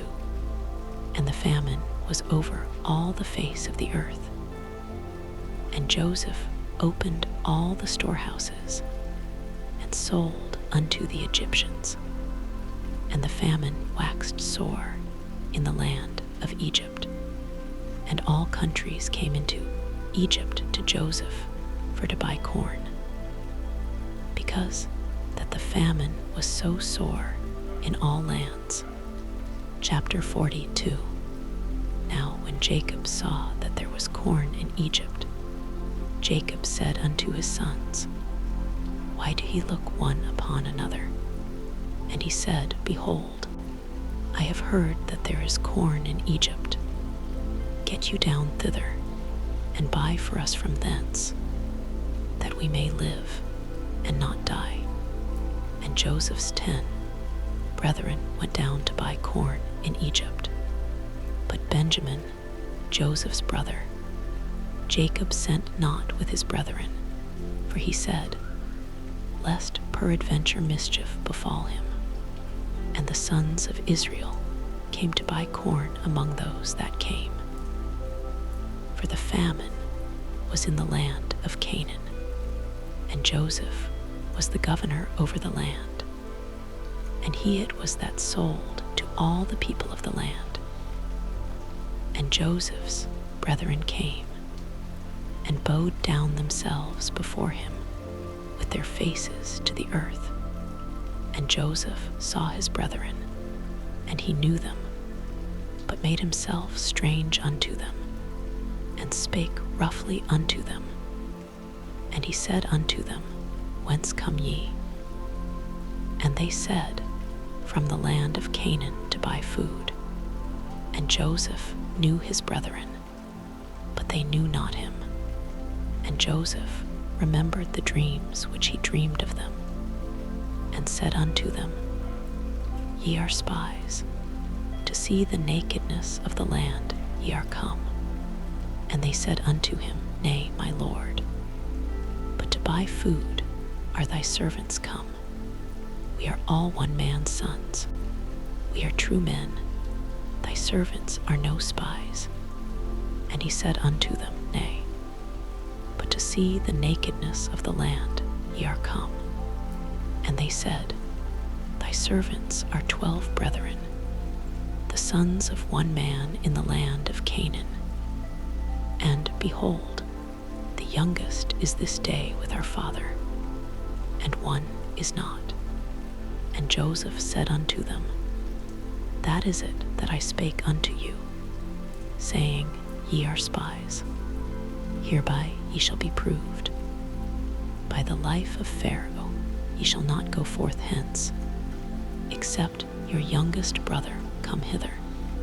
Send one of you, and let him fetch your brother, and ye shall be kept in prison, that your words may be proved, whether there be any truth in you. Or else, by the life of Pharaoh, surely ye are spies. And he put them all together into ward 3 days. And Joseph said unto them the 3rd day, This do, and live, for I fear God.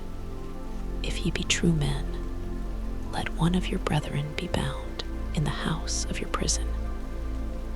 Go ye, carry corn for the famine of your houses, but bring your youngest brother unto me.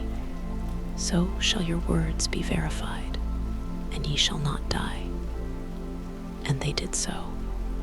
And they said one to another, We are verily guilty concerning our brother, in that we saw the anguish of his soul when he besought us, and we would not hear, Therefore is this distress come upon us.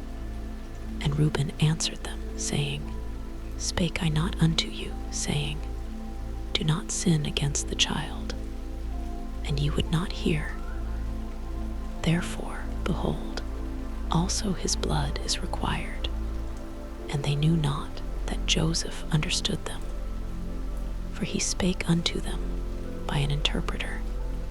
And he turned himself about from them, and wept, and returned to them again, and communed with them, and took from them Simeon, and bound him before their eyes. Then Joseph commanded to fill their sacks with corn, and to restore every man's money into his sack, and to give them provision for the way. And thus did he unto them. And they laded their asses with the corn, and departed thence. And as one of them opened his sack to give his ass provender in the inn, he espied his money. For behold, it was in his sack's mouth. And he said unto his brethren, My money is restored, and lo, it is even in my sack. And their heart failed them, and they were afraid, saying one to another, What is this that God hath done unto us? And they came unto Jacob their father, unto the land of Canaan, and told him all that befell unto them, saying, The man, who is the Lord of the land, spake roughly to us, and took us for spies of the country. And we said unto him, We are true men, we are no spies. We be 12 brethren, sons of our father, one is not. And the youngest is this day with our father in the land of Canaan. And the man, the Lord of the country, said unto us, Hereby shall I know that ye are true men. Leave one of your brethren here with me, and take food for the famine of your households, and be gone, and bring your youngest brother unto me. Then shall I know that ye are no spies, but that ye are true men. So will I deliver you your brother, and ye shall traffic in the land. And it came to pass, as they emptied their sacks, that, behold, every man's bundle of money was in his sack. And when both they and their father saw the bundles of money, they were afraid. And Jacob their father said unto them, Me have ye bereaved of my children? Joseph is not, and Simeon is not, and ye will take Benjamin away. All these things are against me. And Reuben spake unto his father, saying, Slay my 2 sons, if I bring him not to thee. Deliver him into my hand, and I will bring him to thee again. And he said, My son shall not go down with you, for his brother is dead, and he is left alone. If mischief befall him by the way in the which ye go, then shall ye bring down my gray hairs with sorrow to the grave. Chapter 43. And the famine was sore in the land. And it came to pass, when they had eaten up the corn which they had brought out of Egypt, their father said unto them, Go again, buy us a little food. And Judah spake unto him, saying, The man did solemnly protest unto us, saying, Ye shall not see my face, except your brother be with you. If thou wilt send our brother with us, we will go down and buy thee food. But if thou wilt not send him, we will not go down. For the man said unto us, Ye shall not see my face, except your brother be with you. And Israel said, Wherefore dealt ye so ill with me, as to tell the man whether ye had yet a brother? And they said, the man asked us straightly of our state and of our kindred, saying, Is your father yet alive? Have ye another brother? And we told him according to the tenor of these words. Could we certainly know that he would say, Bring your brother down? And Judah said unto Israel his father, Send the lad with me, and we will arise and go, that we may live, and not die, both we and thou, and also our little ones. I will be surety for him. Of my hand shalt thou require him. If I bring him not unto thee, and set him before thee, then let me bear the blame forever. For except we had lingered, surely now we had returned this second time.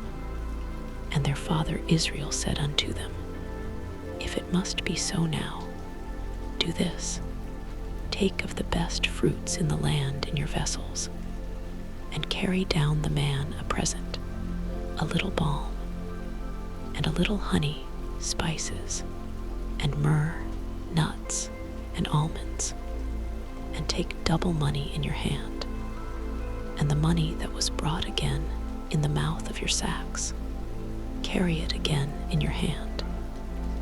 Peradventure, it was an oversight. Take also your brother, and arise, go again unto the man, and God Almighty give you mercy before the man, that he may send away your other brother, and Benjamin. If I be bereaved of my children, I am bereaved. And the men took that present, and they took double money in their hand, and Benjamin, and rose up, and went down to Egypt, and stood before Joseph. And when Joseph saw Benjamin with them, he said to the ruler of his house, Bring these men home, and slay, and make ready, for these men shall dine with me at noon. And the man did as Joseph bade. And the man brought the men into Joseph's house. And the men were afraid, because they were brought into Joseph's house. And they said, Because of the money that was returned in our sacks at the first time are we brought in, that he may seek occasion against us, and fall upon us, and take us for bondmen, and our asses. And they came near to the steward of Joseph's house, and they communed with him at the door of the house, and said, O sir, we came indeed down at the first time to buy food. And it came to pass, when we came to the inn, that we opened our sacks, and behold, every man's money was in the mouth of his sack, our money in full weight. And we have brought it again in our hand, and other money have we brought down in our hands to buy food. We cannot tell who put our money in our sacks. And he said, Peace be to you, fear not. Your God, and the God of your father, hath given you treasure in your sacks. I had your money. And he brought Simeon out unto them. And the man brought the men into Joseph's house, and gave them water, and they washed their feet. And he gave their asses provender. And they made ready the present against Joseph, came at noon. For they heard that they should eat bread there. And when Joseph came home, they brought him the present which was in their hand into the house, and bowed themselves to him to the earth. And he asked them of their welfare, and said, Is your father well, the old man of whom ye spake? Is he yet alive? And they answered, Thy servant our father is in good health. He is yet alive. And they bowed down their heads, and made obeisance. And he lifted up his eyes, and saw his brother Benjamin, his mother's son, and said, Is this your younger brother, of whom ye spake unto me? And he said, God be gracious unto thee, my son. And Joseph made haste, for his bowels did yearn upon his brother. And he sought where to weep. And he entered into his chamber, and wept there. And he washed his face, and went out, and refrained himself, and said, Set on bread. And they set on for him by himself, and for them by themselves, and for the Egyptians, which did eat with him, by themselves, because the Egyptians might not eat bread with the Hebrews, for that is an abomination unto the Egyptians. And they sat before him, the firstborn according to his birthright, and the youngest according to his youth. And the men marveled one at another, and he took and sent messes unto them from before him. But Benjamin's mess was 5 times so much as any of theirs. And they drank and were merry with him. Chapter 44. And he commanded the steward of his house, saying, Fill the men's sacks with food, as much as they can carry, and put every man's money in his sack's mouth, and put my cup, the silver cup, in the sack's mouth of the youngest, and his corn money. And he did according to the word that Joseph had spoken. As soon as the morning was light, the men were sent away, they and their asses. And when they were gone out of the city, and not yet far off, Joseph said unto his steward, Up, follow after the men.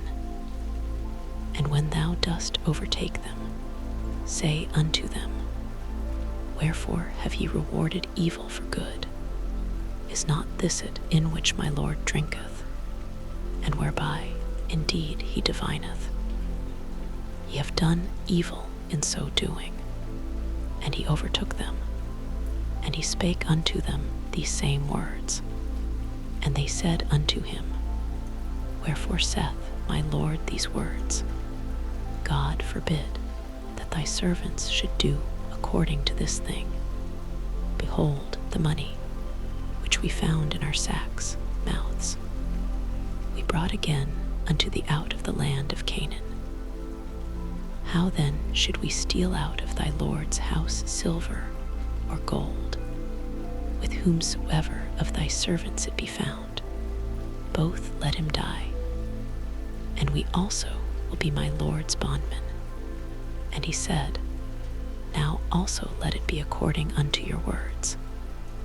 He with whom it is found shall be my servant, and ye shall be blameless.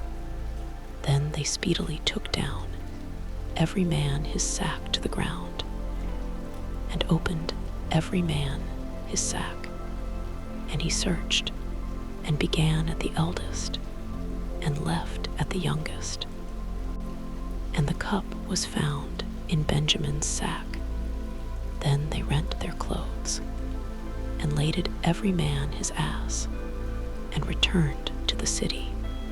And Judah and his brethren came to Joseph's house, for he was yet there. And they fell before him on the ground. And Joseph said unto them, What deed is this that ye have done? Wot ye not that such a man as I can certainly divine? And Judah said, What shall we say unto my Lord? What shall we speak? Or how shall we clear ourselves? God hath found out the iniquity of thy servants. Behold, we are my Lord's servants, both we, and he also with whom the cup is found. And he said, God forbid that I should do so. But the man in whose hand the cup is found, he shall be my servant. And as for you, get you up in peace unto your father.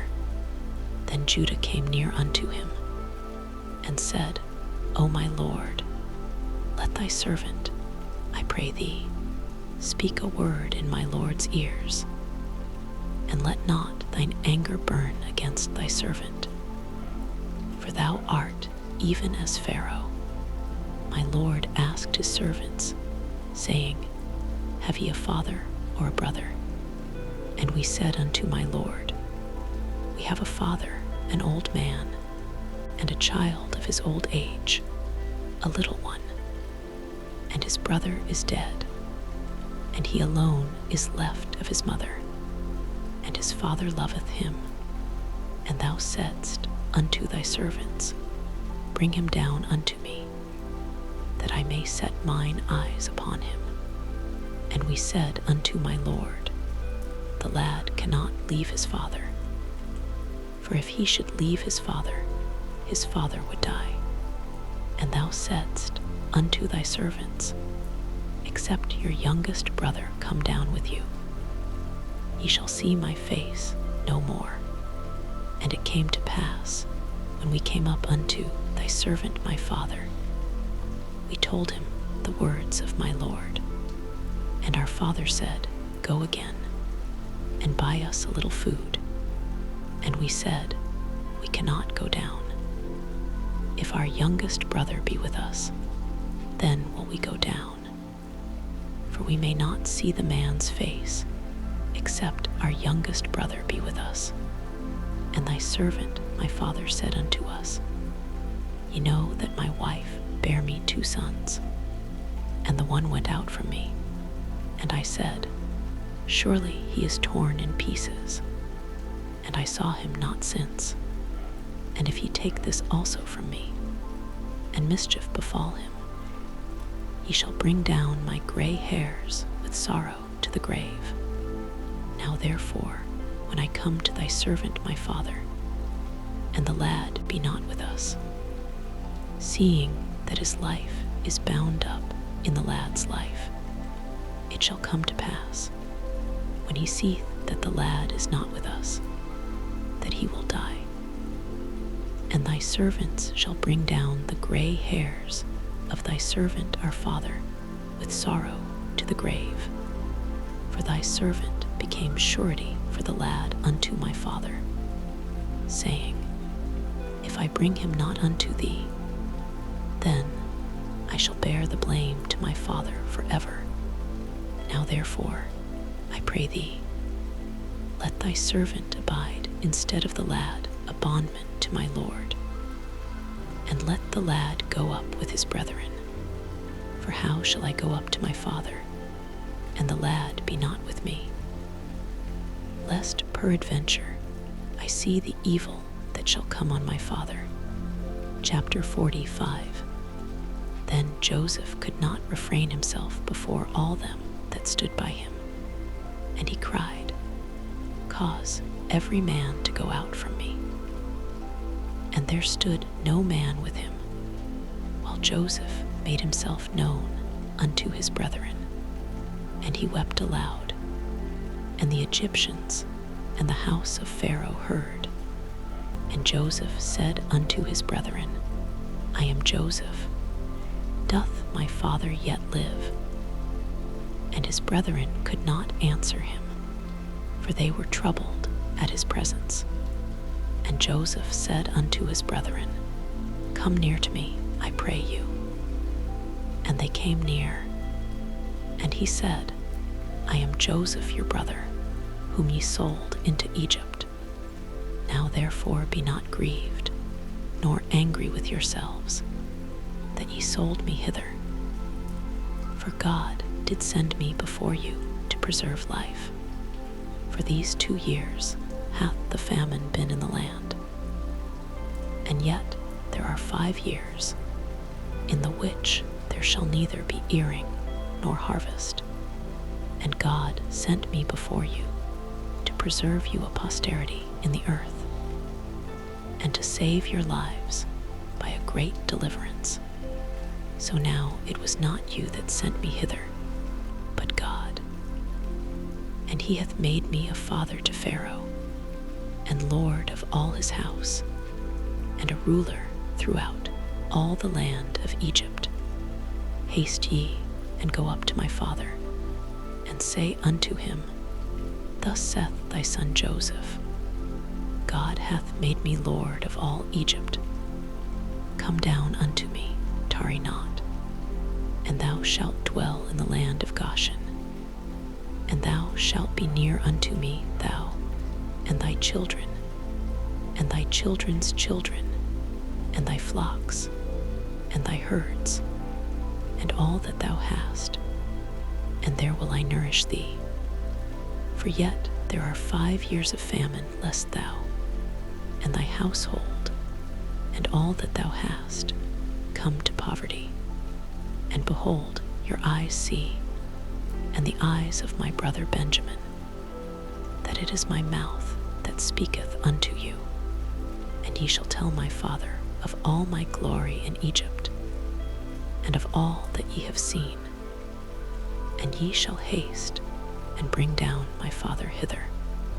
And he fell upon his brother Benjamin's neck, and wept, and Benjamin wept upon his neck. Moreover, he kissed all his brethren, and wept upon them.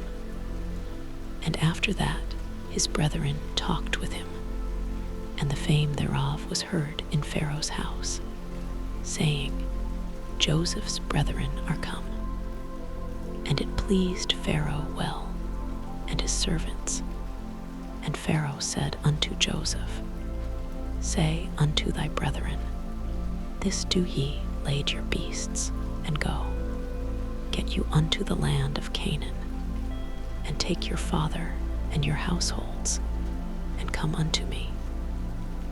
And I will give you the good of the land of Egypt, and ye shall eat the fat of the land. Now thou art commanded, this do ye.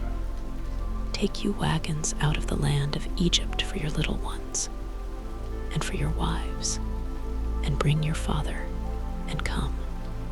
Also regard not your stuff, for the good of all the land of Egypt is yours. And the children of Israel did so. And Joseph gave them wagons, according to the commandment of Pharaoh, and gave them provision for the way. To all of them he gave each man changes of raiment. But to Benjamin he gave 300 pieces of silver, and 5 changes of raiment. And to his father he sent after this manner 10 asses laden with the good things of Egypt, and 10 she-asses laden with corn and bread, and meat for his father by the way. So he sent his brethren away, and they departed. And he said unto them, See that ye fall not out by the way. And they went up out of Egypt, and came into the land of Canaan, unto Jacob their father, and told him, saying, Joseph is yet alive, and he is governor over all the land of Egypt. And Jacob's heart fainted, for he believed them not. And they told him all the words of Joseph, which he had said unto them. And when he saw the wagons which Joseph had sent to carry him, the spirit of Jacob their father revived. And Israel said, It is enough. Joseph my son is yet alive. I will go and see him before I die. Chapter 46. And Israel took his journey with all that he had, and came to Beersheba, and offered sacrifices unto the God of his father Isaac. And God spake unto Israel in the visions of the night, and said, Jacob, Jacob. And he said, Here am I. And he said, I am God, the God of thy father. Fear not to go down into Egypt, for I will there make of thee a great nation. I will go down with thee into Egypt, and I will also surely bring thee up again. And Joseph shall put his hand upon thine eyes. And Jacob rose up from Beersheba, sons of Israel carried Jacob their father, and their little ones, and their wives, in the wagons which Pharaoh had sent to carry him. And they took their cattle and their goods, which they had gotten in the land of Canaan, and came into Egypt, Jacob, and all his seed with him, his sons, and his sons' sons with him, his daughters, and his sons' daughters. And all his seed brought he with him into Egypt. These are the names of the children of Israel, which came into Egypt, Jacob and his sons: Reuben, Jacob's firstborn, and the sons of Reuben, Hanok, and Phalu, and Hezron, and Carmi, and the sons of Simeon, Jemuel, and Jamin, and Ohad, and Jachin, and Zohar, and Shaul the son of a Canaanitish woman, and the sons of Levi, Jershon, Kohath, and Merari, and the sons of Judah, and Onan, and Shelah, and Pharez, and Zerah. But and Onan died in the land of Canaan. And the sons of Pharez were Hezron and Hamel, and the sons of Issachar, Tola and Phuvah, and Job and Shimron, and the sons of Zebulun, Serd and Elon, and Jaleel. These be the sons of Leah, which she bare unto Jacob in Padanaram, with his daughter Dinah. All the souls of his sons and his daughters were 33, and the sons of Gad, Ziphion, and Hagi, Shuni, and Esban, Iri, and Arodi, and Arali, and the sons of Asher, Jimnah, and Ishua, and Isui, and Beriah, and Sarah their sister, and the sons of Beriah, Heber, and Malchiel. These are the sons of Zilpah, whom Laban gave to Leah his daughter, and these she bare unto Jacob, even 16 souls, the sons of Rachel Jacob's wife, Joseph and Benjamin. And unto Joseph in the land of Egypt were born Manasseh and Ephraim, which Asenath the daughter of Potiphera, priest of On bare unto him. And the sons of Benjamin were Bela, and Becher, and Ashbel, Gera, and Naaman, Ehi, and Rosh, Muppim, and Huppim, and Ard. These are the sons of Rachel, which were born to Jacob. All the souls were 14, and the sons of Dan, Hushim, and the sons of Naphtali, Jaziel, and Guni, and Jezer, and Shillem. These are the sons of Bilhah, which Laban gave unto Rachel his daughter, and she bare these unto Jacob. All the souls were 7, all the souls that came with Jacob into Egypt, which came out of his loins, besides Jacob's sons' wives.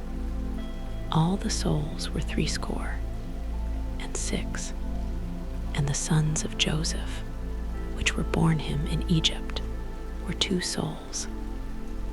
All the souls of the house of Jacob, which came into Egypt, were 70, and he sent Judah before him unto Joseph, to direct his face unto Goshen.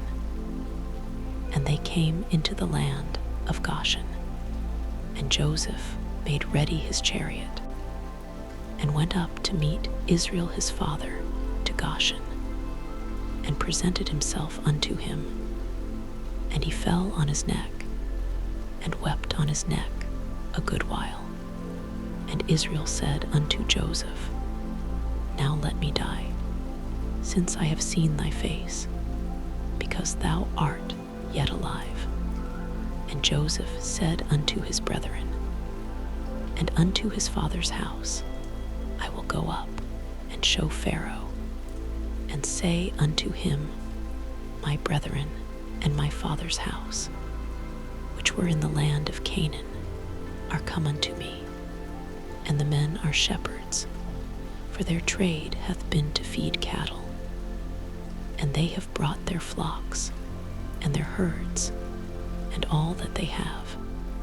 And it shall come to pass, when Pharaoh shall call you, and shall say, What is your occupation? That ye shall say, Thy servant's trade hath been about cattle from our youth, even until now, both we and also our fathers, that ye may dwell in the land of Goshen.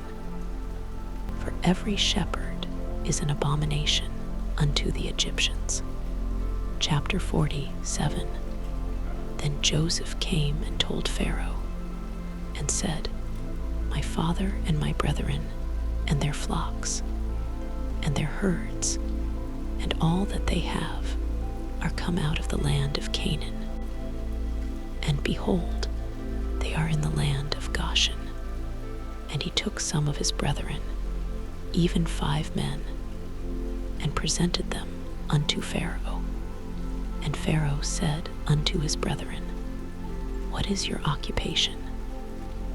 And they said unto Pharaoh, Thy servants are shepherds, both we and also our fathers. They said moreover unto Pharaoh, For to sojourn in the land are we come. For thy servants have no pasture for their flocks, for the famine is sore in the land of Canaan. Now therefore, we pray thee, let thy servants dwell in the land of Goshen. And Pharaoh spake unto Joseph, saying, Thy father and thy brethren are come unto thee. The land of Egypt is before thee. In the best of the land make thy father and brethren to dwell. In the land of Goshen let them dwell. And if thou knowest any men of activity among them, then make them rulers over my cattle. And Joseph brought in Jacob his father, and set him before Pharaoh. And Jacob blessed Pharaoh. And Pharaoh said unto Jacob, How old art thou?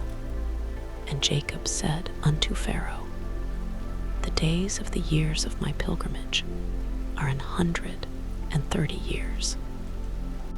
Few and evil have the days of the years of my life been, and have not attained unto the days of the years of the life of my fathers in the days of their pilgrimage. And Jacob blessed Pharaoh, and went out from before Pharaoh.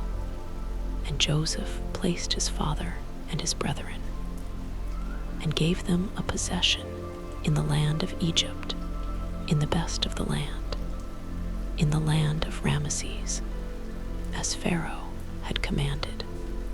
And Joseph nourished his father and his brethren, and all his father's household with bread according to their families.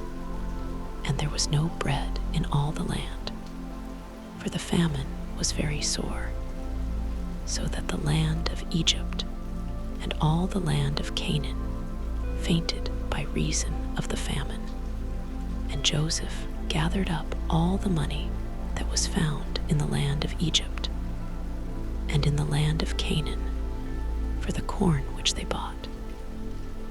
And Joseph brought the money into Pharaoh's house. And when money failed in the land of Egypt and in the land of Canaan, all the Egyptians came unto Joseph and said, Give us bread. For why should we die in thy presence? For the money faileth. And Joseph said, Give your cattle, and I will give you for your cattle if money fail. And they brought their cattle unto Joseph. And Joseph gave them bread in exchange for horses, and for the flocks, and for the cattle of the herds, and for the asses.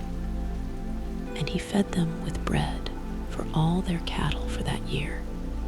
When that year was ended, they came unto him the second year, and said unto him, We will not hide it from my lord, how that our money is spent. My lord also hath our herds of cattle. There is not aught left in the sight of my lord, but our bodies and our lands. Wherefore shall we die before thine eyes, both we and our land? Buy us and our land for bread, and we and our land will be servants unto Pharaoh. And give us seed, that we may live, and not die, that the land be not desolate. And Joseph bought all the land of Egypt for Pharaoh, for the Egyptians sold every man his field, because the famine prevailed over them. So the land became Pharaoh's. And as for the people, he removed them to cities, from one end of the borders of Egypt even to the other end thereof.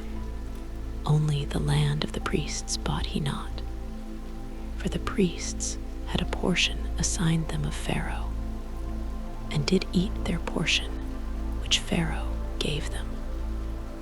Wherefore they sold not their lands. Then Joseph said unto the people, Behold, I have bought you this day and your land for Pharaoh. Lo, here is seed for you, and ye shall sow the land. And it shall come to pass in the increase, that ye shall give the 5th part unto Pharaoh, and 4 parts shall be your own, for seed of the field, and for your food, and for them of your households, and for food for your little ones. And they said, Thou hast saved our lives.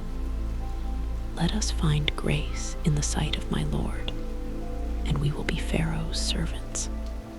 And Joseph made it a law over the land of Egypt unto this day, that Pharaoh should have the 5th part, except the land of the priests only, which became not Pharaoh's. And Israel dwelt in the land of Egypt, in the country of Goshen. And they had possessions therein, and grew, and multiplied exceedingly. And Jacob lived in the land of Egypt 17 years. So the whole age of Jacob was 147 years, and the time drew nigh that Israel must die. And he called his son Joseph, and said unto him, If now I have found grace in thy sight, put, I pray thee, thy hand under my thigh, and deal kindly and truly with me. Bury me not, I pray thee, in Egypt, but I will lie with my fathers, and thou shalt carry me out of Egypt, and bury me in their burying place. And he said, I will do as thou hast said. And he said, Swear unto me. And he sware unto him. And Israel bowed himself upon the bed's head. Chapter 48. And it came to pass after these things, that one told Joseph, Behold, thy father is sick. And he took with him his 2 sons, Manasseh and Ephraim. And one told Jacob, and said, Behold, thy son Joseph cometh unto thee. And Israel strengthened himself, and sat upon the bed. And Jacob said unto Joseph, God Almighty appeared unto me at Luz in the land of Canaan, and blessed me, and said unto me, Behold, I will make thee fruitful, and multiply thee, and I will make of thee a multitude of people, and will give this land to thy seed after thee for an everlasting possession. And now thy 2 sons, Ephraim and Manasseh, which were born unto thee in the land of Egypt before I came unto thee into Egypt, are mine. As Reuben and Simeon, they shall be mine, and thy issue, which thou begettest after them, shall be thine, and shall be called after the name of their brethren in their inheritance. And as for me, when I came from Paddan, Rachel died by me in the land of Canaan in the way, when yet there was but a little way to come unto Ephrath. And I buried her there in the way of Ephrath, the same is Bethlehem. And Israel beheld Joseph's sons, and said, Who are these? And Joseph said unto his father, They are my sons, whom God hath given me in this place. And he said, Bring them, I pray thee, unto me, and I will bless them. Now the eyes of Israel were dim for age, so that he could not see. And he brought them near unto him, and he kissed them, and embraced them. And Israel said unto Joseph, I had not thought to see thy face, and lo, God hath showed me also thy seed. And Joseph brought them out from between his knees, and he bowed himself with his face to the earth. And Joseph took them both, Ephraim in his right hand toward Israel's left hand, and Manasseh in his left hand toward Israel's right hand, and brought them near unto him. And Israel stretched out his right hand, and laid it upon Ephraim's head, who was the younger, and his left hand upon Manasseh's head, guiding his hands wittingly. For Manasseh was the firstborn.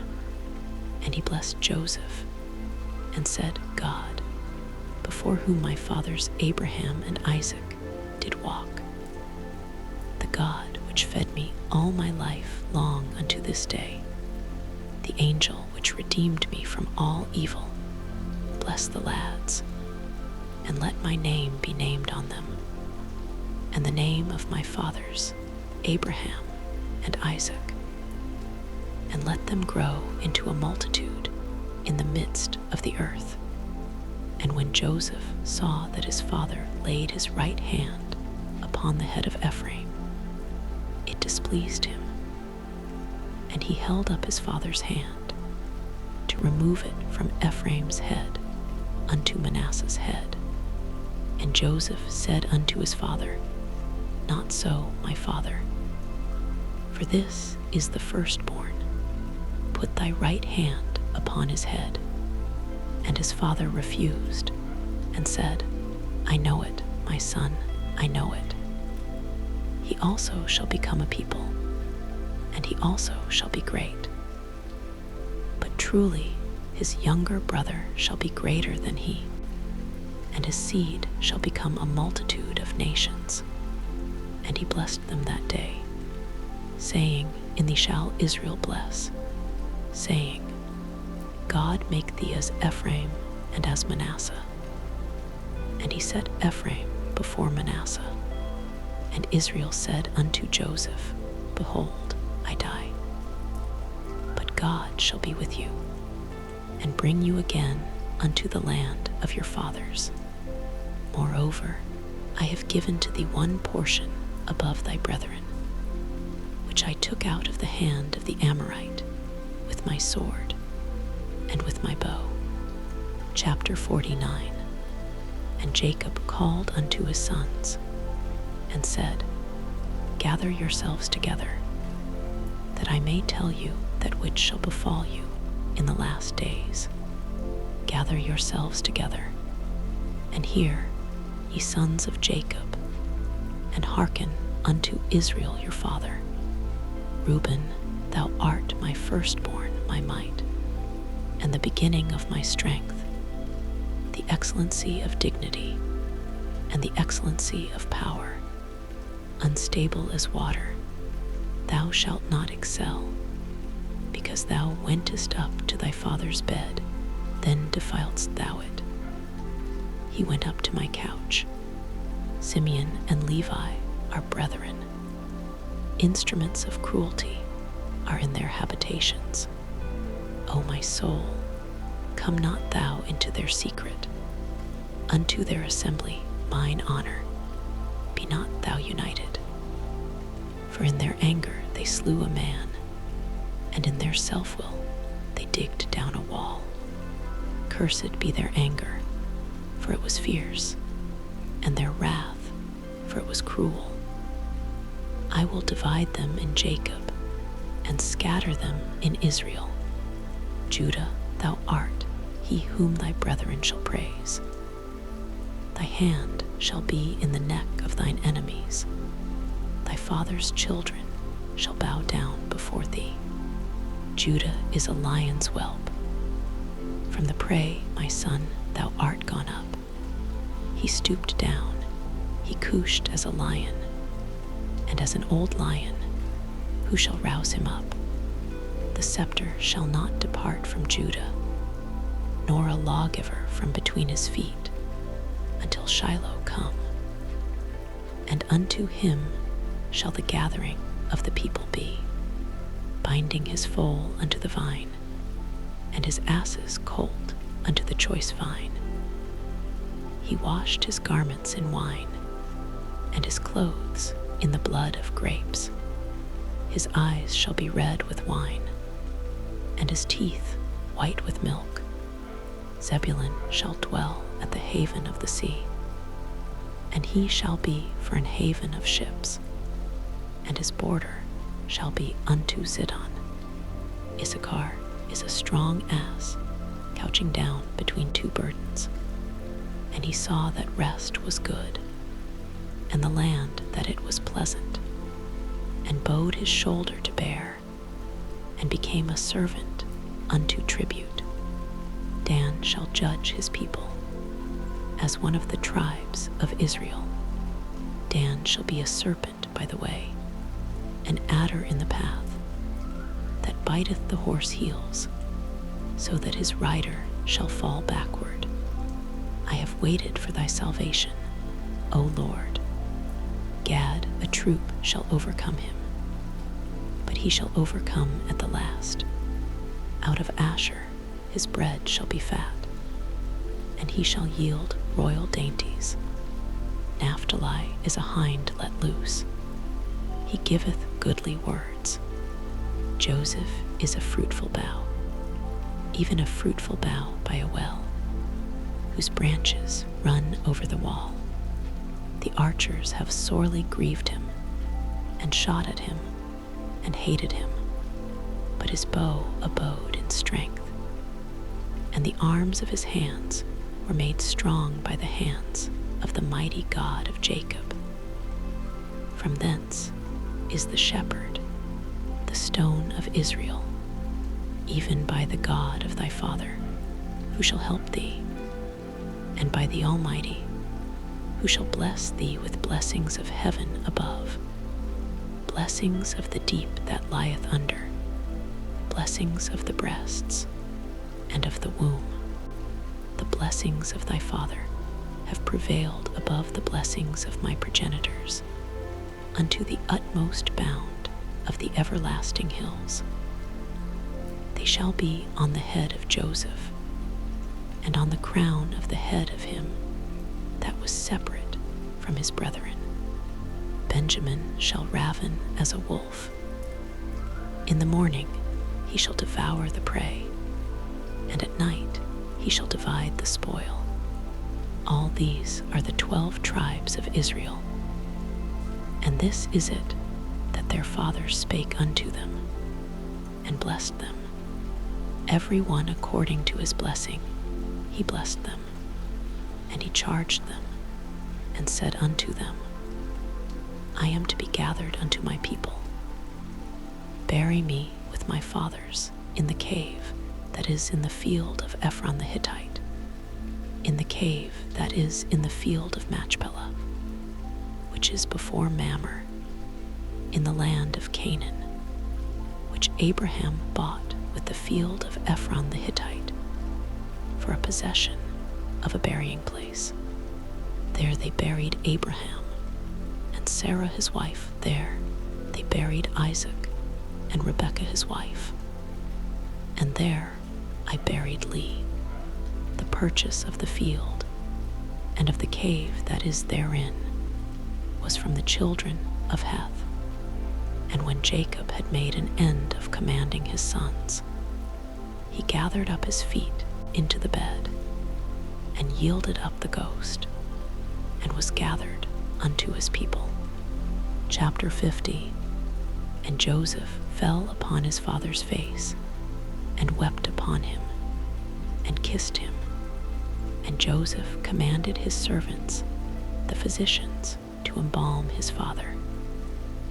And the physicians embalmed Israel, and 40 days were fulfilled for him. For so are fulfilled the days of those which are embalmed. And the Egyptians mourned for him 60 days.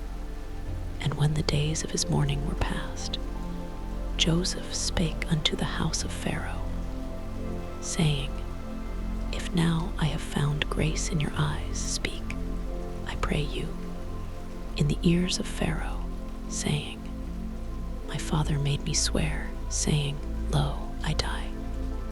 In my grave which I have digged for me in the land of Canaan, there shalt thou bury me. Now therefore let me go up, I pray thee, and bury my father, and I will come again. And Pharaoh said, Go up, and bury thy father, according as he made thee swear. And Joseph went up to bury his father. And with him went up all the servants of Pharaoh, the elders of his house, and all the elders of the land of Egypt, and all the house of Joseph, and his brethren, and his father's house. Only their little ones, and their flocks, and their herds, they left in the land of Goshen. And there went up with him both chariots and horsemen. And it was a very great company. And they came to the threshing floor of Adad, which is beyond Jordan. And there they mourned with a great and very sore lamentation. And he made a mourning for his father 7 days. And when the inhabitants of the land, the Canaanites, saw the mourning in the floor of Adad, they said, This is a grievous mourning to the Egyptians. Wherefore the name of it was called Abel Mizraim, which is beyond Jordan. And his sons did unto him according as he commanded them. For his sons carried him into the land of Canaan, and buried him in the cave of the field of Machpelah, which Abraham bought with the field for a possession of a burying place of Ephron the Hittite before Mamre. And Joseph returned into Egypt, he and his brethren, and all that went up with him to bury his father, after he had buried his father.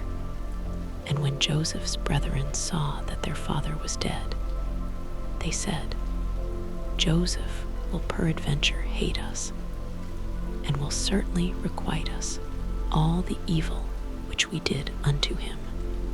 And they sent a messenger unto Joseph, saying, Thy father did command before he died, saying, So shall ye say unto Joseph, Forgive, I pray thee now, the trespass of thy brethren, and their sin, for they did unto thee evil.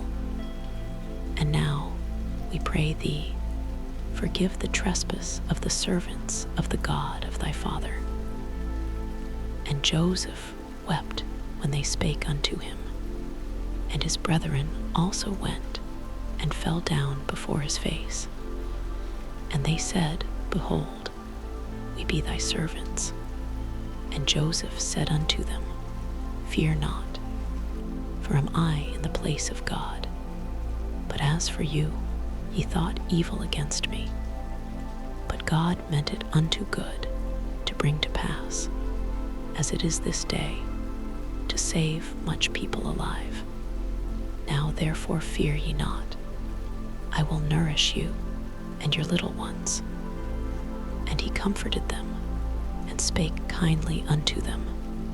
And Joseph dwelt in Egypt, he and his father's house. And Joseph lived 110 years. And Joseph saw Ephraim's children of the 3rd generation. The children also of Machir, the son of Manasseh, were brought up upon Joseph's knees. And Joseph said unto his brethren, I die. And God will surely visit you, and bring you out of this land unto the land which he sware to Abraham, to Isaac, and to Jacob. And Joseph took an oath of the children of Israel, saying, God will surely visit you, and ye shall carry up my bones from hence. So Joseph died, being 110 years old. And they embalmed him, and he was put in a coffin in Egypt.